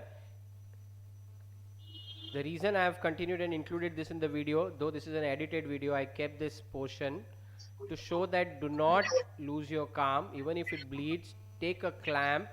We were fortunately able to loop the right portal vein. And if the portal vein tears, or the branches which I wanted to show, maybe the caudate branch, if it tears, the tear can extend up to quite a certain distance, and that can be really difficult. So now we have tied on clamped the right portal vein. The right hepatic artery is already looped. We are trying to see if we can see the small branch, but you will not be able to see it, or where the tear is, we are not able to see it. We are trying to look for it, couldn't see it. The size of the tumor is so large that it sometimes pushes and distorts the anatomy. So we decided to proceed, clamped on both the hepatic artery as well as the right portal vein, and there you have the line of demarcation which comes up.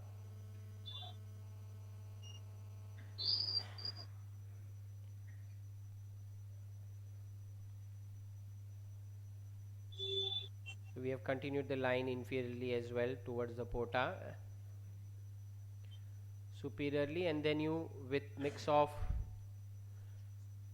either a ligashore, which we like it at the initial stage, and then you continue with CUSA. We prefer doing our liver transaction with CUSA. CUSA is a good instrument for parenchymal transaction, but you can decide to use whatever you have in your institute.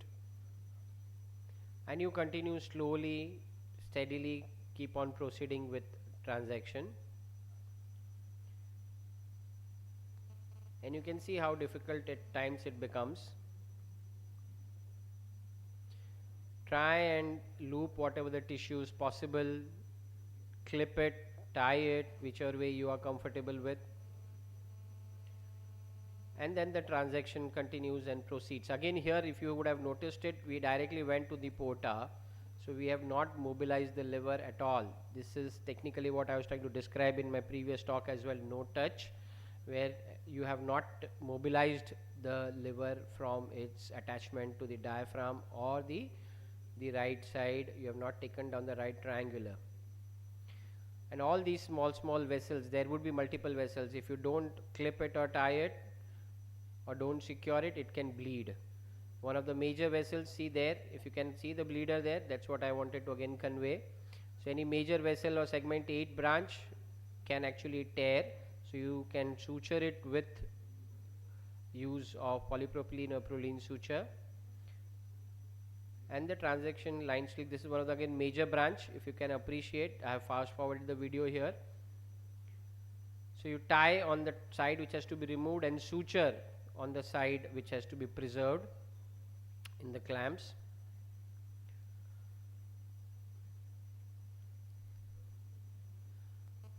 Once that is done, we will try and now loop the right hepatic vein. We have already looped the porta.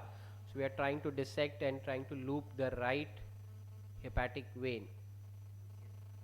So in a purely anterior approach, you will be looping the right hepatic vein from after you have completed a fair bit of transaction. And as you can see here, we are trying to loop the right hepatic vein. Try and dissect all around, and there we were now able to loop. That's the right hepatic vein being looped. So we have the porta in hand, the right hepatic vein in hand. We continue with the transaction. The right hepatic artery is now being tied and then cut between ligatures. That's the right hilum where the bile duct pedicle is there. Everything else can be tied. The portal vein again, the right portal vein is being tied. You remember there is a clamp we have placed at the beginning. Because of the bleeding, the clamp is still there. Once that is done, we continue with the caudate separation, because caudate lobe also was not separated before. That's the right sided bile duct. Clamp on the side which needs to be preserved. This side we just cut it, confirm that's the bile duct we have cut. Silk suture on the side which will go out as a specimen, and on the other side with PDS. So I prefer using a 5-0 PDS on the side which we are going to preserve. So that we sutured with 5-0 PDS.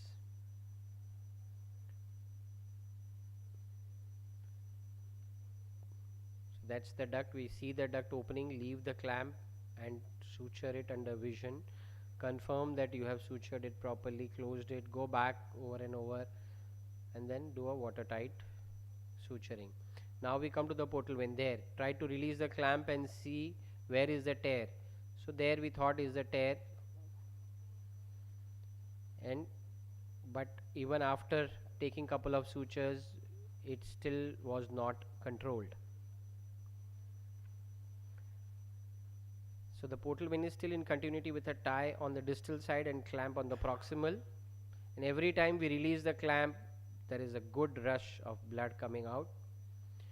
So here the important point is, can you see the whole portal vein tear now? We had transected it, separated the portal vein, and unless you have the control of both the sides walls of the portal vein opening or the tear, you will not be able to do a proper suturing. So this is the reason to include it in this video. Is I wanted to teach our junior colleagues that keep your head over your shoulder when you land up in such a situation. If it bleeds, because now portal vein bleeding is, if you could remember and see before, the minute you leave the clamp, you will not see anything. Your whole field is filled with blood. So you can push your clamp a little bit further proximal, and once you have done that, you need to ensure that you do not compromise the left portal vein.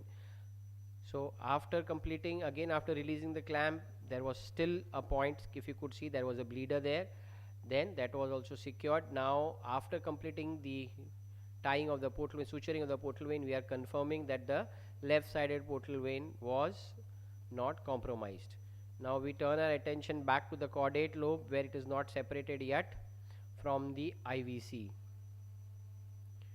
So that's the caudate lobe. The initial marking is done by cautery, and then again the remaining transaction here as well is continued by CUSA.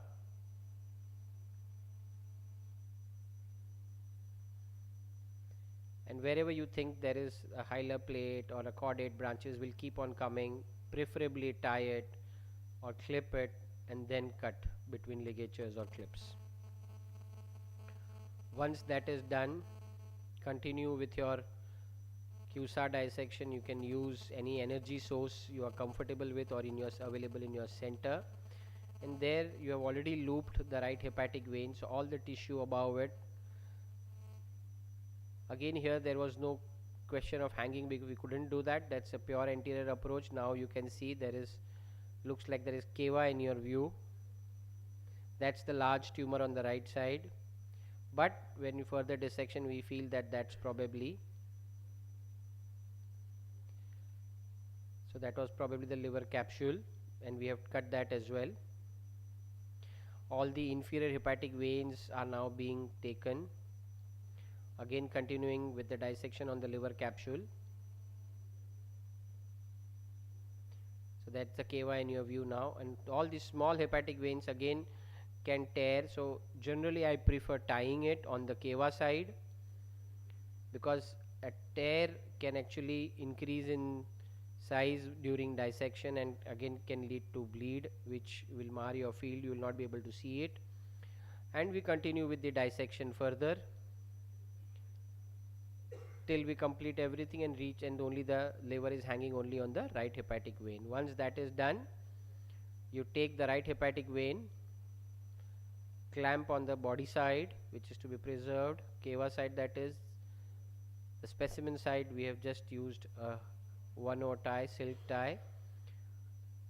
Cut it with the sharp scissors and then suture the hepatic vein opening.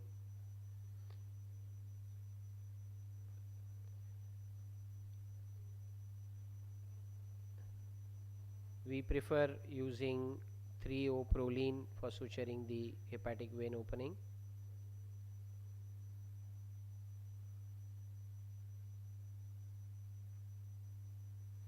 Once that is done, now all this tissue, remaining tissue, the liver needs to be separated again. There are some bits of hepatocaval ligament which is still remaining, taken between ties. Small hepatic or inferior hepatic veins again taken between ties and cut.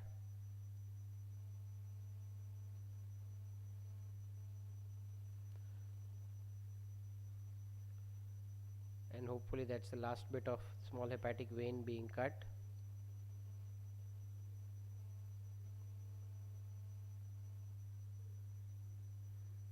Again the liver is still attached because we have not removed the diaphragmatic attachments or separated the liver.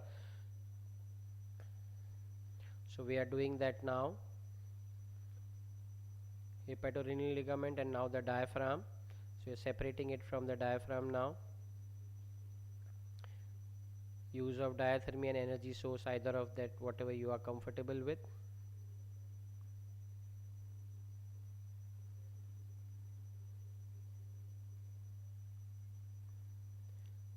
Once that is done, the liver is almost ready to be delivered out with the tumor. So there the whole right sided tumor, large tumor, is now out. That's the remnant. You again check for the remnant, check for the sutures you have placed. That was the RHV suture we placed. We checked for it. The cut surface, the portal vein which was bleeding, you need to check for it. Confirm hemostasis and no leak. That's a specimen. We have just kept the scale to show the size of the tumor, which is almost 15 by 15. And then post-op CT at some point we had done. So I think that's it. It came out to be HCC, multifocal, but there was tumors in the right hepatic vein as well. Tumor thrombus was there, which was not evident on the imaging. So thank you very much. We'll be happy to take any questions. Wonderful video presentation. They basically Thank you. non-touch technique, and which avoids actually seedling of tumor cell into the systemic circulation. Any questions from the audience? Just one comment to younger chaps. Yes. Dr. Ramesh is a very experienced liver surgeon, but I think before starting any liver resection, we should pass a Pringle tap. The tap encircling the hepatoduodenal region, because in this kind of torrential bleeding, he is the experienced guy, so he could apply a clamp, but it is better to apply a Pringle first and then do the further surgery. So point well taken, Amit. What he made is absolutely right. Is you need to have access in case you'll end up in such a big problem. You need to have your sling around the porta and clamp it, and then try to control the bleeder. But what happens is many a times, when you are scared, you don't have head over your shoulder. In these cases, even after you have put Pringles, you will try to keep on clamping it. The most important part is try and avoid injuring the left-sided portal vein, because if you happen to do that, then you are in big trouble. And if you do Pringle it, 10 on, 5 off. So 10 minutes you leave the Pringle on, 5 minutes. Your anesthetist, you need to tell them to note the time, and 5 minutes you need to take it off. And the minute those 5 minutes when you take it off, again will be a nightmare. So while on Pringle, see if you are able to locate the bleeder. But what I showed was also specifically the bleeding part, is because in such a large tumor it is very difficult to locate the bleeder.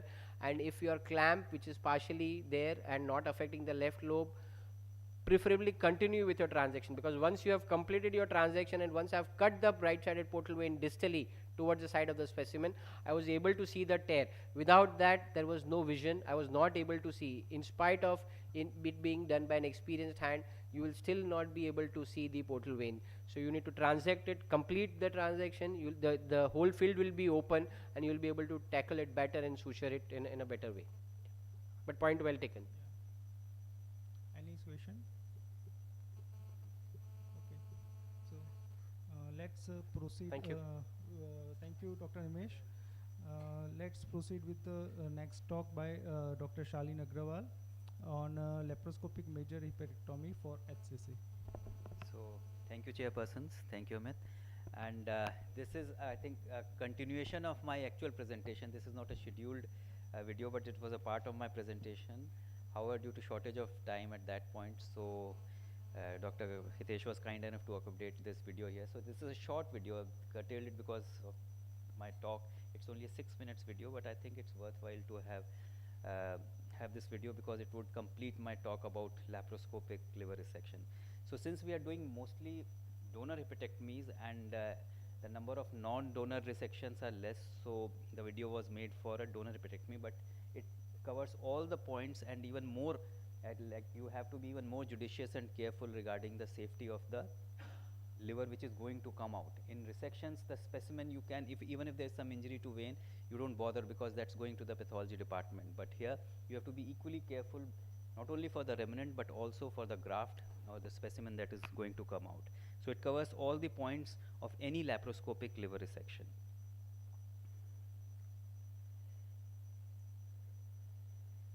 So this is a right hepatectomy. So standard 5-port position, division of the falciform ligament, right up to the groove between the RHV and the MHV. This is making of the groove. So you can see the RHV here. I'll just pause for it. Can I have the pointer, please?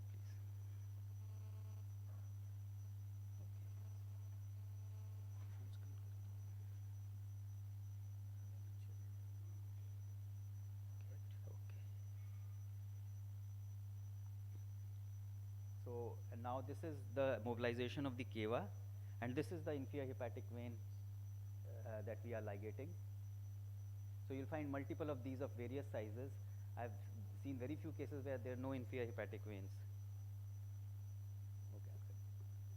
So this is a sequential division of the inferior hepatic veins till the time you reach the mark.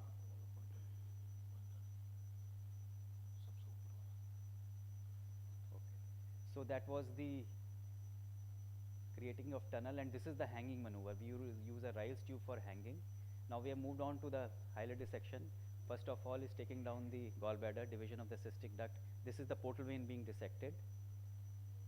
So you have to be very careful for the caudate veins, which Dr. Nemesh also showed. So this is clipping and dividing of those short vein, and then we loop the portal vein.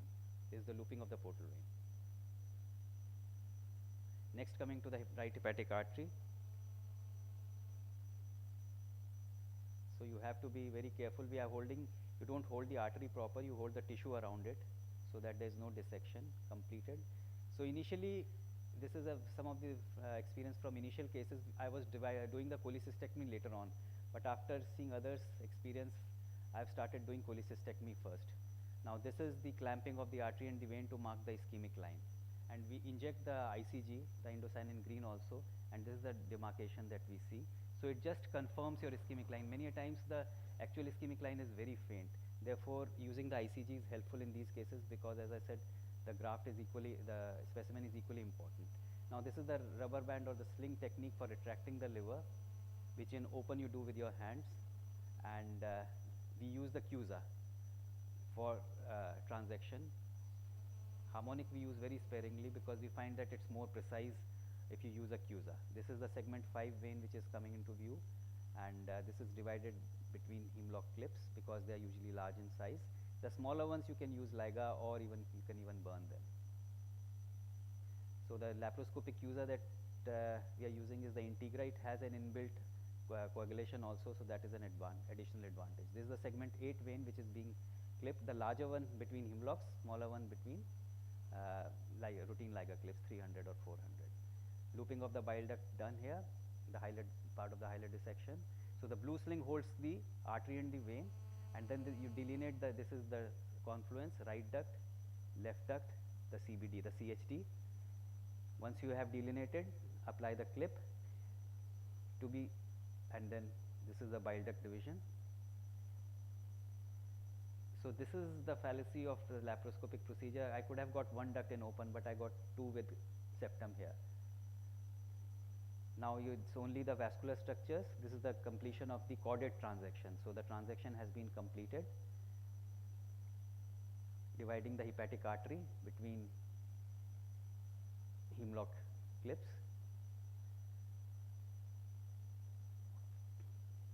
Now this is the stapler application. The view is not that accurate on the portal vein. So we divide the portal vein with the endo stapler.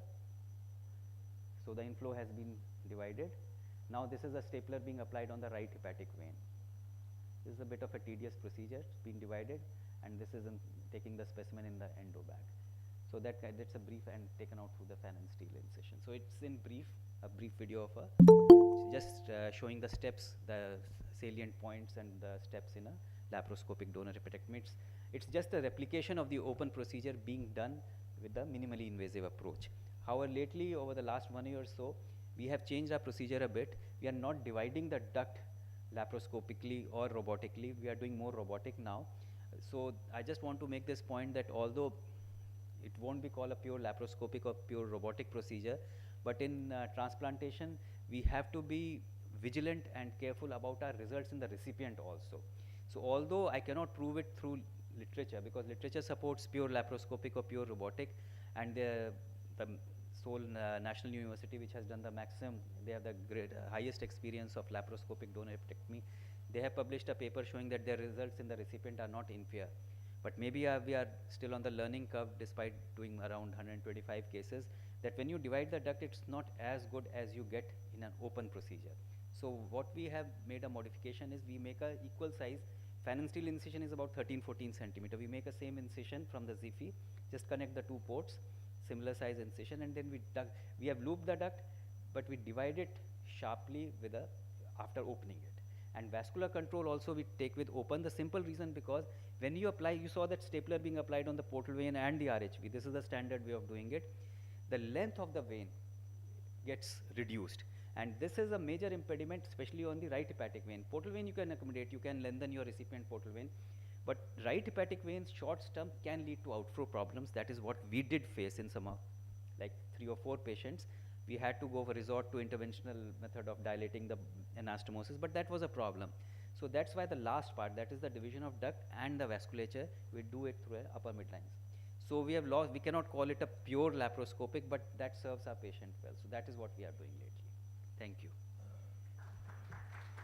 Excellent, President. Sir, can you elaborate just the position of the primary surgeon, assistant surgeon? Yeah, so that, oh, sorry, I didn't cover it because that was in my talk. Okay. So the position is the classical French position. The patient is 15-degree reverse Trendelenburg, that is 15 degrees up, head up. The surgeon, main surgeon stands between, I'll just,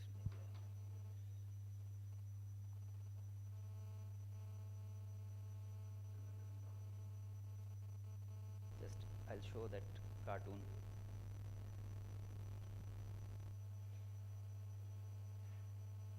So this is the port position. The surgeon stands between the legs. The assistant surgeon stands to the right or behind me. Whatever, like the camera person, the assistant surgeon keeps on changing, so it's upon his or her comfort, because the legs are, it's a leg split position. I am standing in between, and if he's comfortable, he stands just behind me and holds the camera, or he's standing to the right.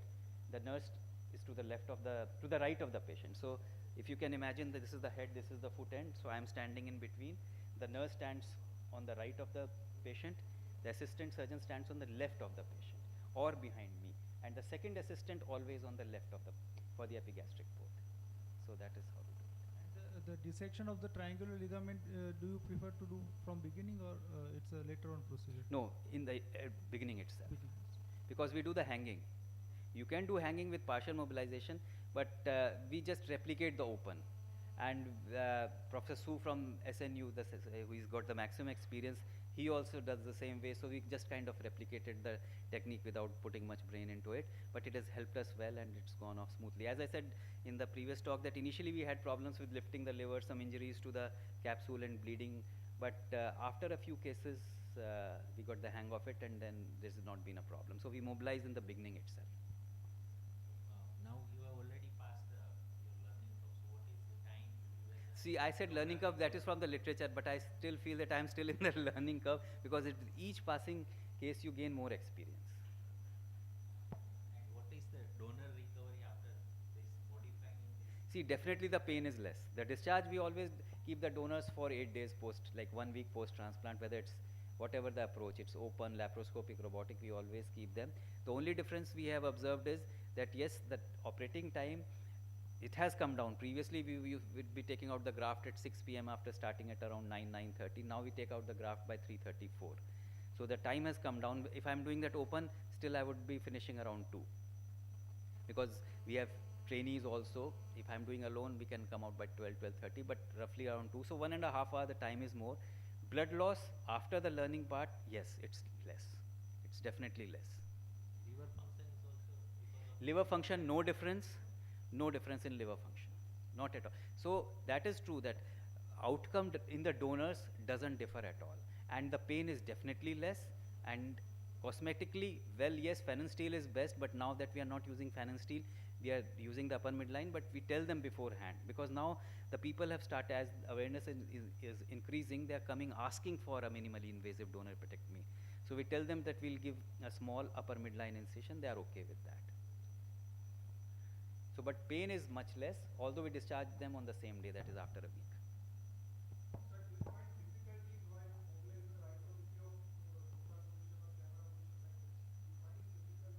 No, the only thing is when what we did, that was kind of that we innovated, that once we have mobilized the right lobe, we flip the entire right lobe to the left, and then the epigastric port does sometimes interfere in your flipping it, but then we pull out the epigastric port a bit, so you can flip the liver. Otherwise, these port positions are very good, because for the initial part, the main surgeon would be using these two ports, and once in the transaction, you will be using these two ports. So the 5 mm ports we would be using. No.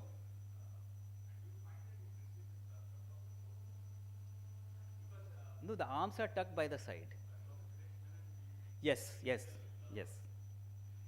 See, so this is in the anti-axillary line, and I forgot to tell you, we'll put a little sandbag underneath the right costal margin. So,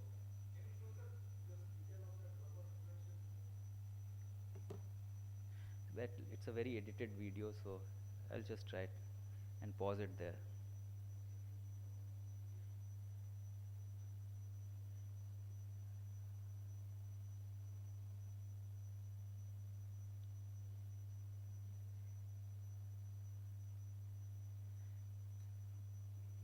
So just in open, you will be using your hands to retract. Yeah, we are using either slings or rubber bands, whichever is available. So you just bring them out through that suture passer needle, hold it with a suture passer, bring it out, and then you keep on, as the transaction proceeds, you keep on pulling them out, giving more traction to them, so that the two cut surfaces get retracted, so that you have space for your instruments. Actually, when you are in the segment 8 region near the RHV, lack of space is the major problem. So you have you use the epigastric port to actually your assistant will be retracting the remnant side to create space for your CUSA. Through the lateral aspects. Normally it is through the just beneath the 5 mm midclavicular ports on the left side and just adjacent to the anti-axillary line port on the right side. But you don't decide this where the point from outside. It is from inside that how your liver orientation is, and then you ask your assistant to make that puncture. I think so we can conclude this video. Yeah. Thank you, sir. Hello. Hello. So now I have honor to call upon the host and who is keep us updated about the liver every year in 13th time in a row. Dr. Ritesh Chavda sir for Central Hepatectomy. Thank you, Daivat. HCC.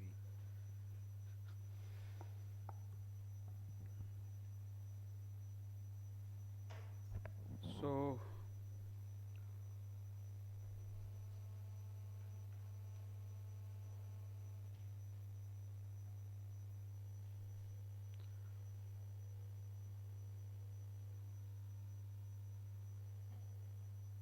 I'm going to show you two small clips of central resection. One is right anterior sectionectomy, and the other one is pure wedge resection in a cirrhotic liver. So the first is right anterior sectionectomy. This patient who had Hep B related liver disease, and he was incidentally found to have a large tumor in central lobe of his liver, predominantly involving segment 5 and segment 8. His alpha fetoprotein was 152. His LFTs were normal. He was recently detected HbS Ag positive, and his CT scan showed about 10 centimeter tumor in the middle of his liver. So you can see this is a hypervascular tumor, and you can see he had fatty liver or NAFLD changes. As well, he was a bit obese guy. So So you can see there was a large centrally located tumor. So we decided to perform a parenchymal preserving anterior sectionectomy. So you can see this is the venous phase. There was a huge tumor. So we will preserve this parenchyma as well as this parenchyma, and we will ligate this right anterior pedicle in this patient. So we decided to do Glisonian pedicle approach in this patient.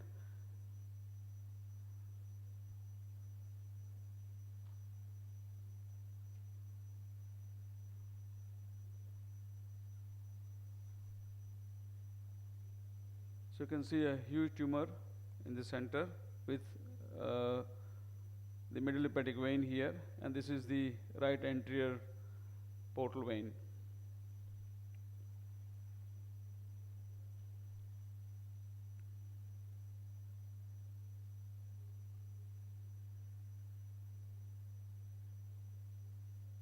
So what we have planned was to perform a right anterior sectionectomy, preserving parenchyma on both the side, and I'll show you the Glisonian pedicle approach in this patient. So we'll isolate the right anterior pedicle and then clamp it, and then do the parenchymal transection on both the side, right as well as. So you can see the liver was quite fatty and maybe early cirrhotic. You can see a bulky liver. This is the Pringle maneuver that Amit was telling. So this is the porta was isolated. You can see this is the main pedicle. That is the right pedicle which was isolated. This is the right pedicle, and that is the right anterior pedicle. So this right and this is right posterior pedicle. So everything is isolated outside the liver. This is called Glisonian pedicle approach. So once we clamp it, we will see a line of demarcation on both the sides. So right anterior pedicle was clamped, and then line of transection was marked on both the side. So you can see here a big tumor with few nodules on the surface. So line of transection was marked on both the side. So you can see this is the marking on both the side. We also use intraoperative ultrasound in all of our cases. So that's the centrally located tumor. So parenchymal transection was performed with diathermy, monopolar, bipolar, CUSA, clips, and ligature. So a right side transection is in progress. You can see the parenchyma is transected. We have reached up to the hilum. That's the right anterior pedicle which is clamped. You can see that's the right anterior pedicle. So again you can see we have reached on the cranial aspect, and large amount of parenchyma is transected, and similarly the transection was performed on the left side between segment 5-8 and segment 4A, 4B. So you can see we are using CUSA to transect the liver, and also monopolar as well as the bipolar diathermy for the hemostasis. So once we reach at the pedicle, you can see this is the right anterior pedicle which was clamped with the help of a spoon clamp.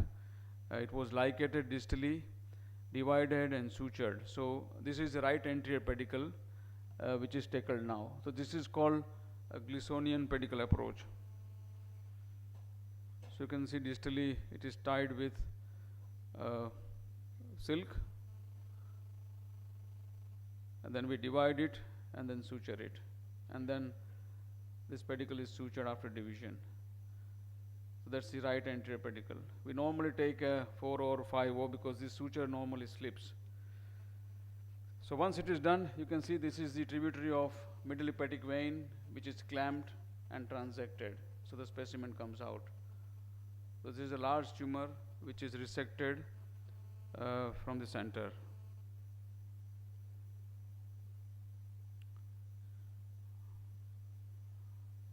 The middle hepatic vein is closed with the help of fluoroproline.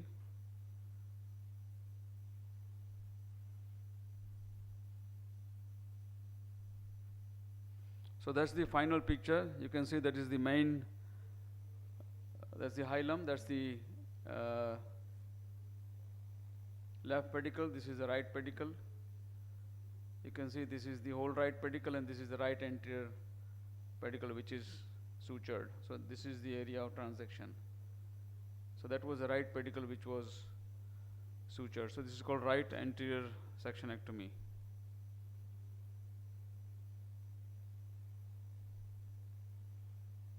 So you can see that's the right anterior pedicle. The whole area was resected.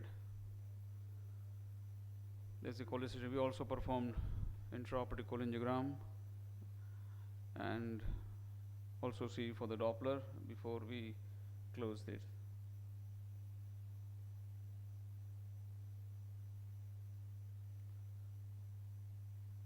This gentleman developed recurrence which was again resected. Dr. Bhavin is going to present it. So the another patient that I'm going to show you is very old video, more than 10 years now. So he also had a centrally located tumor with Hep B related cirrhosis, a very large tumor which was protruding, and the liver was a bit early cirrhotic.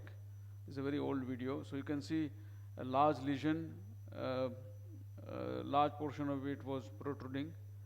We performed a wedge dissection in this patient. He survived more than 10 years and recently died of cardiac issue. So you can see the liver is cirrhotic and there is a protruding lesion here. So this is the Pringle maneuver that we do for all the patient. We just pass a sling. Cholecystectomy was performed. So you can see a large tumor. This is the line of transection. Bit on the left side of the falciform. You can see this was, you can see this is 10 years old, 2012 video.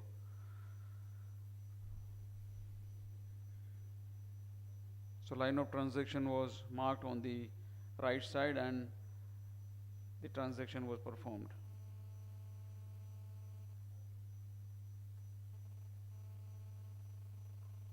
Again, transection with the help of CUSA on right side as well as the left side.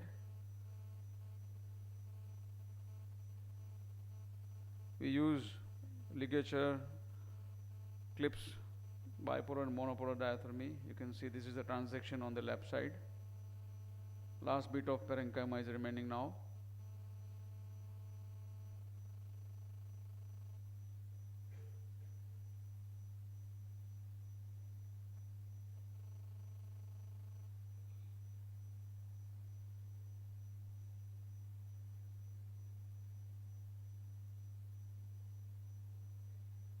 Small bit of tissue is there.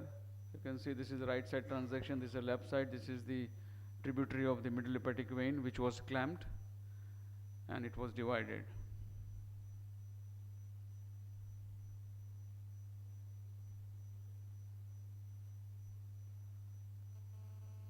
So you can see a large tumor. This is non-anatomical resection for HCC. So this is the transection and that's the specimen.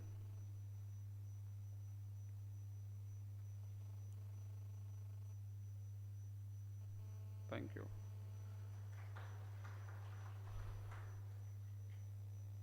I'll show you one quick 2 minutes, one large HCC.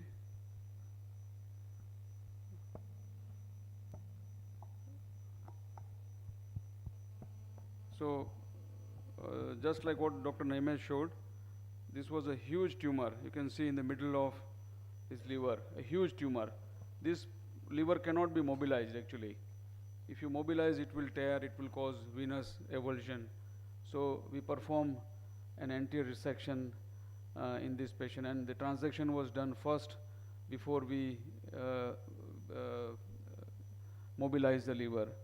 So, you can see this is the Pringle maneuver that Amit was telling.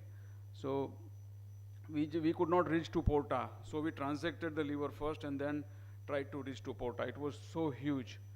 So after transecting on the caudal aspect, we could reach up to porta, and the pedicles were reached. You can see this is right hepatic artery and portal vein. They were tackled. After transfer, this is right portal vein which was tackled. This is right portal vein, and this is intraoperative ultrasound. So after transaction only we could reach to hilum. It was very difficult. So almost whole transaction is done, and we could see the IVC, and then slowly the whole IVC was exposed. Right hepatic vein was reached, and you can see slowly from cranial to caudal aspect. There was no space to mobilize. So you can see we could make a little bit space here, and then we could see the right hepatic vein. So this is the right hepatic vein. It was badly compressing it. So it was divided, and then rest of the mobilization was completed, and the specimen was removed. There's a huge tumor in the right side. So that's the left lobe which remains behind. That's the IVC.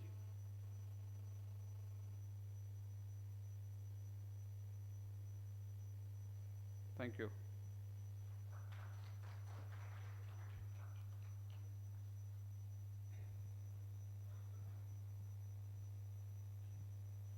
Thank you, sir, for the excellent video presentation. I just want to ask you one question, that do you use frozen section routinely for the margin assessment No. in your cases? No. Never. No. Okay. And generally you keep a margin of 1 centimeter. We try to, You try but to. many a times it is not possible. It is not This negative margin is okay. And any experience of having margin positivity later on, post with final histopathology? Never. They don't give. They always write margin is free. Unless you tell them to do it, they will do it. Otherwise, they will always write margin is closed but free. But a very favorable pathologist. How many times you venture upon the non-anatomical resection? Frequently. Because, see, most of the patients that we come across have some sort of liver disease. So small resections, we have also done couple of laparoscopic. I mean hanging, left side. So it is a wedge when we cannot do a major. But we do frequently a non-anatomical resection. And suppose there is a large hanging tumor from segment 6. So we just resect it rather than doing a right hepatectomy or right, because segment 7 is okay, just a hanging tumor going to pelvis from segment 6. So just resect it.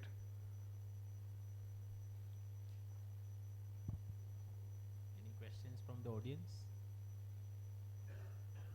Concluded. The next presentation, I call upon Dr. Bhavin Prajapati. Bhavin is our senior fellow, very enthusiastic. So he is going to present this video on repeat hepatectomies that we have performed over few years.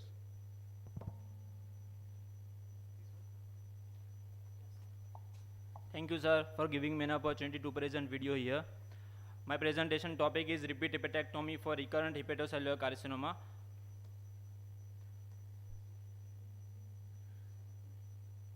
Today I will discuss 3 cases of repeat hepatectomy for recurrent hepatocellular carcinoma which was performed in our unit in last 2 years.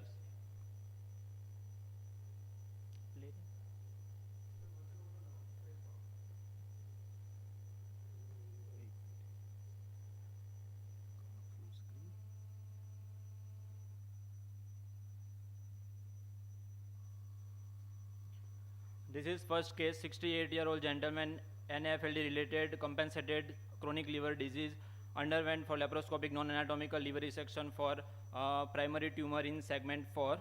On routine follow-up, recurrent tumor was detected in segment 4A and segment 8. AFP was normal.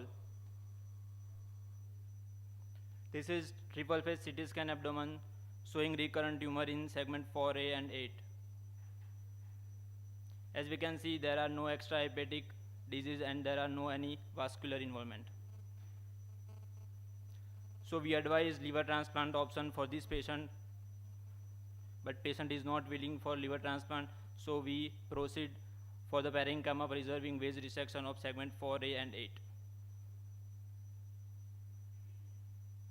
This is the tumor which was located in segment 4 and 8. PET CT was performed. We can see the tumor, and there were no extrahepatic spread. On exploration, we can see the liver is completely cirrhotic.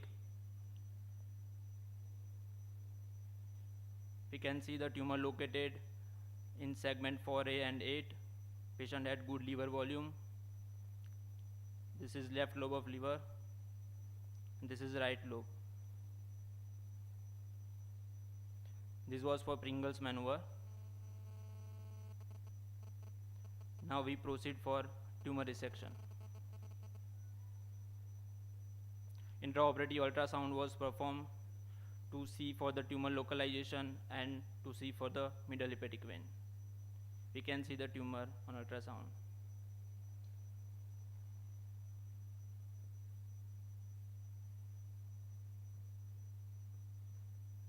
We can see middle hepatic vein. Parenchyma preserving wedge resection was performed with the help of CUSA, bipolar and LigaSure. We can see the tumor resection was performed with tumor with good liver margin, and patient had good liver, future liver remnant volume. This is final picture after the transection.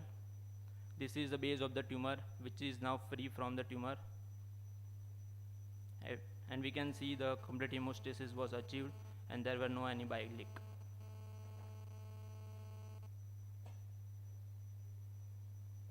This is a specimen of tumor with good liver margin.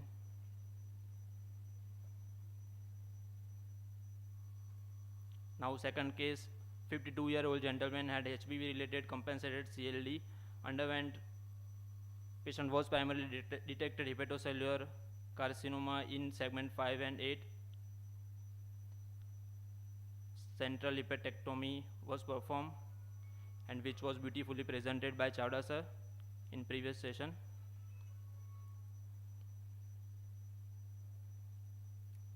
We can see the huge tumor located in segment 5 and 8. On routine follow-up, recurrent tumor was detected in segment 4A.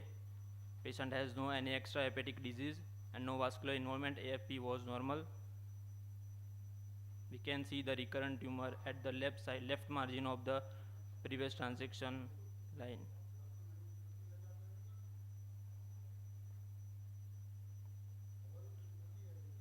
We can see the tumor in segment 4A.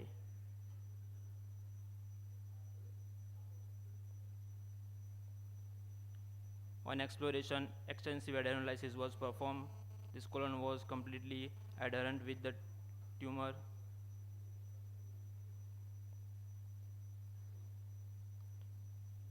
This was the primary resection site. Intraoperative ultrasound was performed for the tumor localization and to see for the middle hepatic vein. Parenchyma preserving wedge resection was performed. We can see the tumor with good liver margin.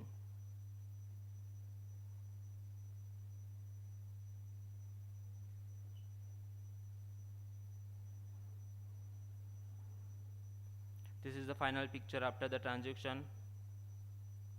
This is row area, base of the tumor which is free from the tumor, and there were no any bleeding and any bile leak.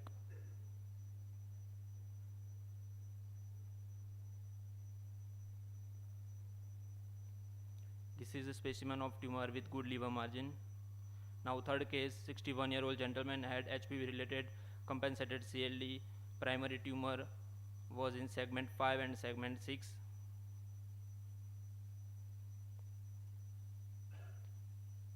We can hardly appreciate the lesion in CT scan.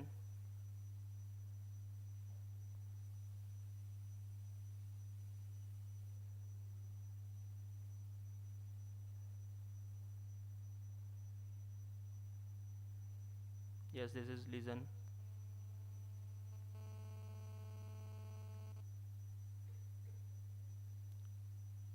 This is faint lesion on CT scan. So MRI was performed and we can see clearly a lesion in segment 5 and segment 6.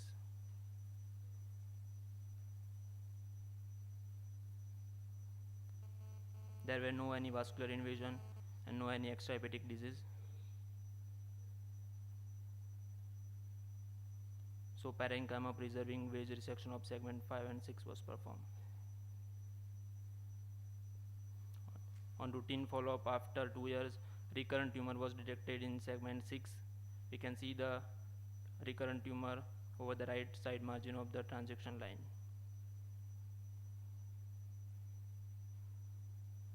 We advise liver transplantation option for this patient also, but patient is not willing for transplant, so we prefer parenchyma preserving transaction of segment 6 tumor, recurrent tumor.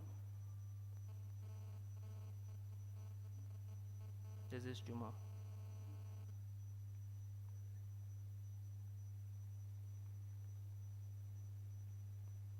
We re-explode from the same incision.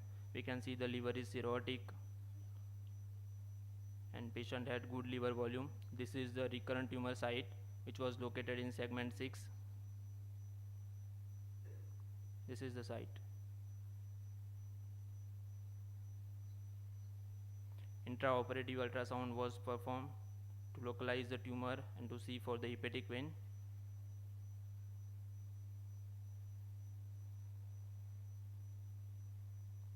You can see the tumor.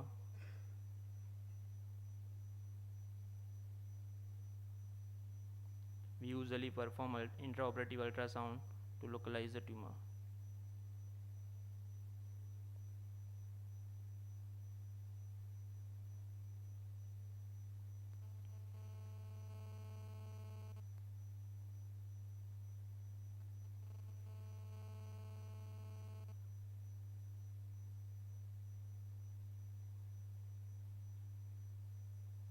You can see the hepatic vein.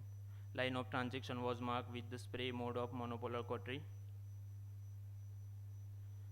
Stay sutures were taken and parenchymal preserving wedge resection of segment 6 recurrent tumor was performed.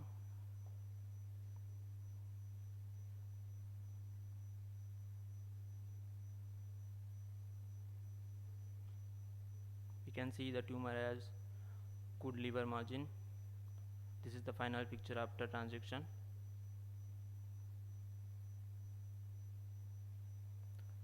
This is the tumor, this is the specimen of tumor with good liver margin.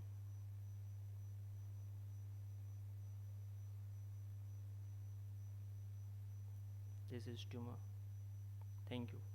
These all patients are coming on routine follow-up and they are recurrence free. Thank you.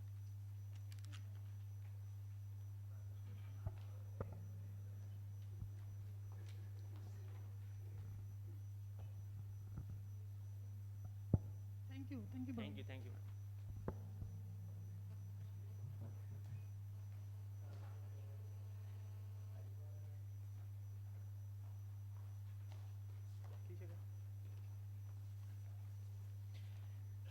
Thank you. Thank you so much everyone for being such a beautiful audience and kind attention. I would like to invite Dr. Hitesh Savda sir for closing remark. Thank you very much, everyone. I thank all the invited speakers, all the local faculties for coming all the way from different part of India. We really enjoyed today's discussion. I hope all of you must have enjoyed, particularly our resident doctors. So we look forward to see you all again next year in Liver Update 2023. Thank you very much. I thank Sterling Hospital management. I also thank all the pharma companies who supported us for this meeting. Audiovision team, Bhavin, Meda, Sandeep, Amit, everyone who have supported to make this event a very successful one. Thank you very much. Thank you.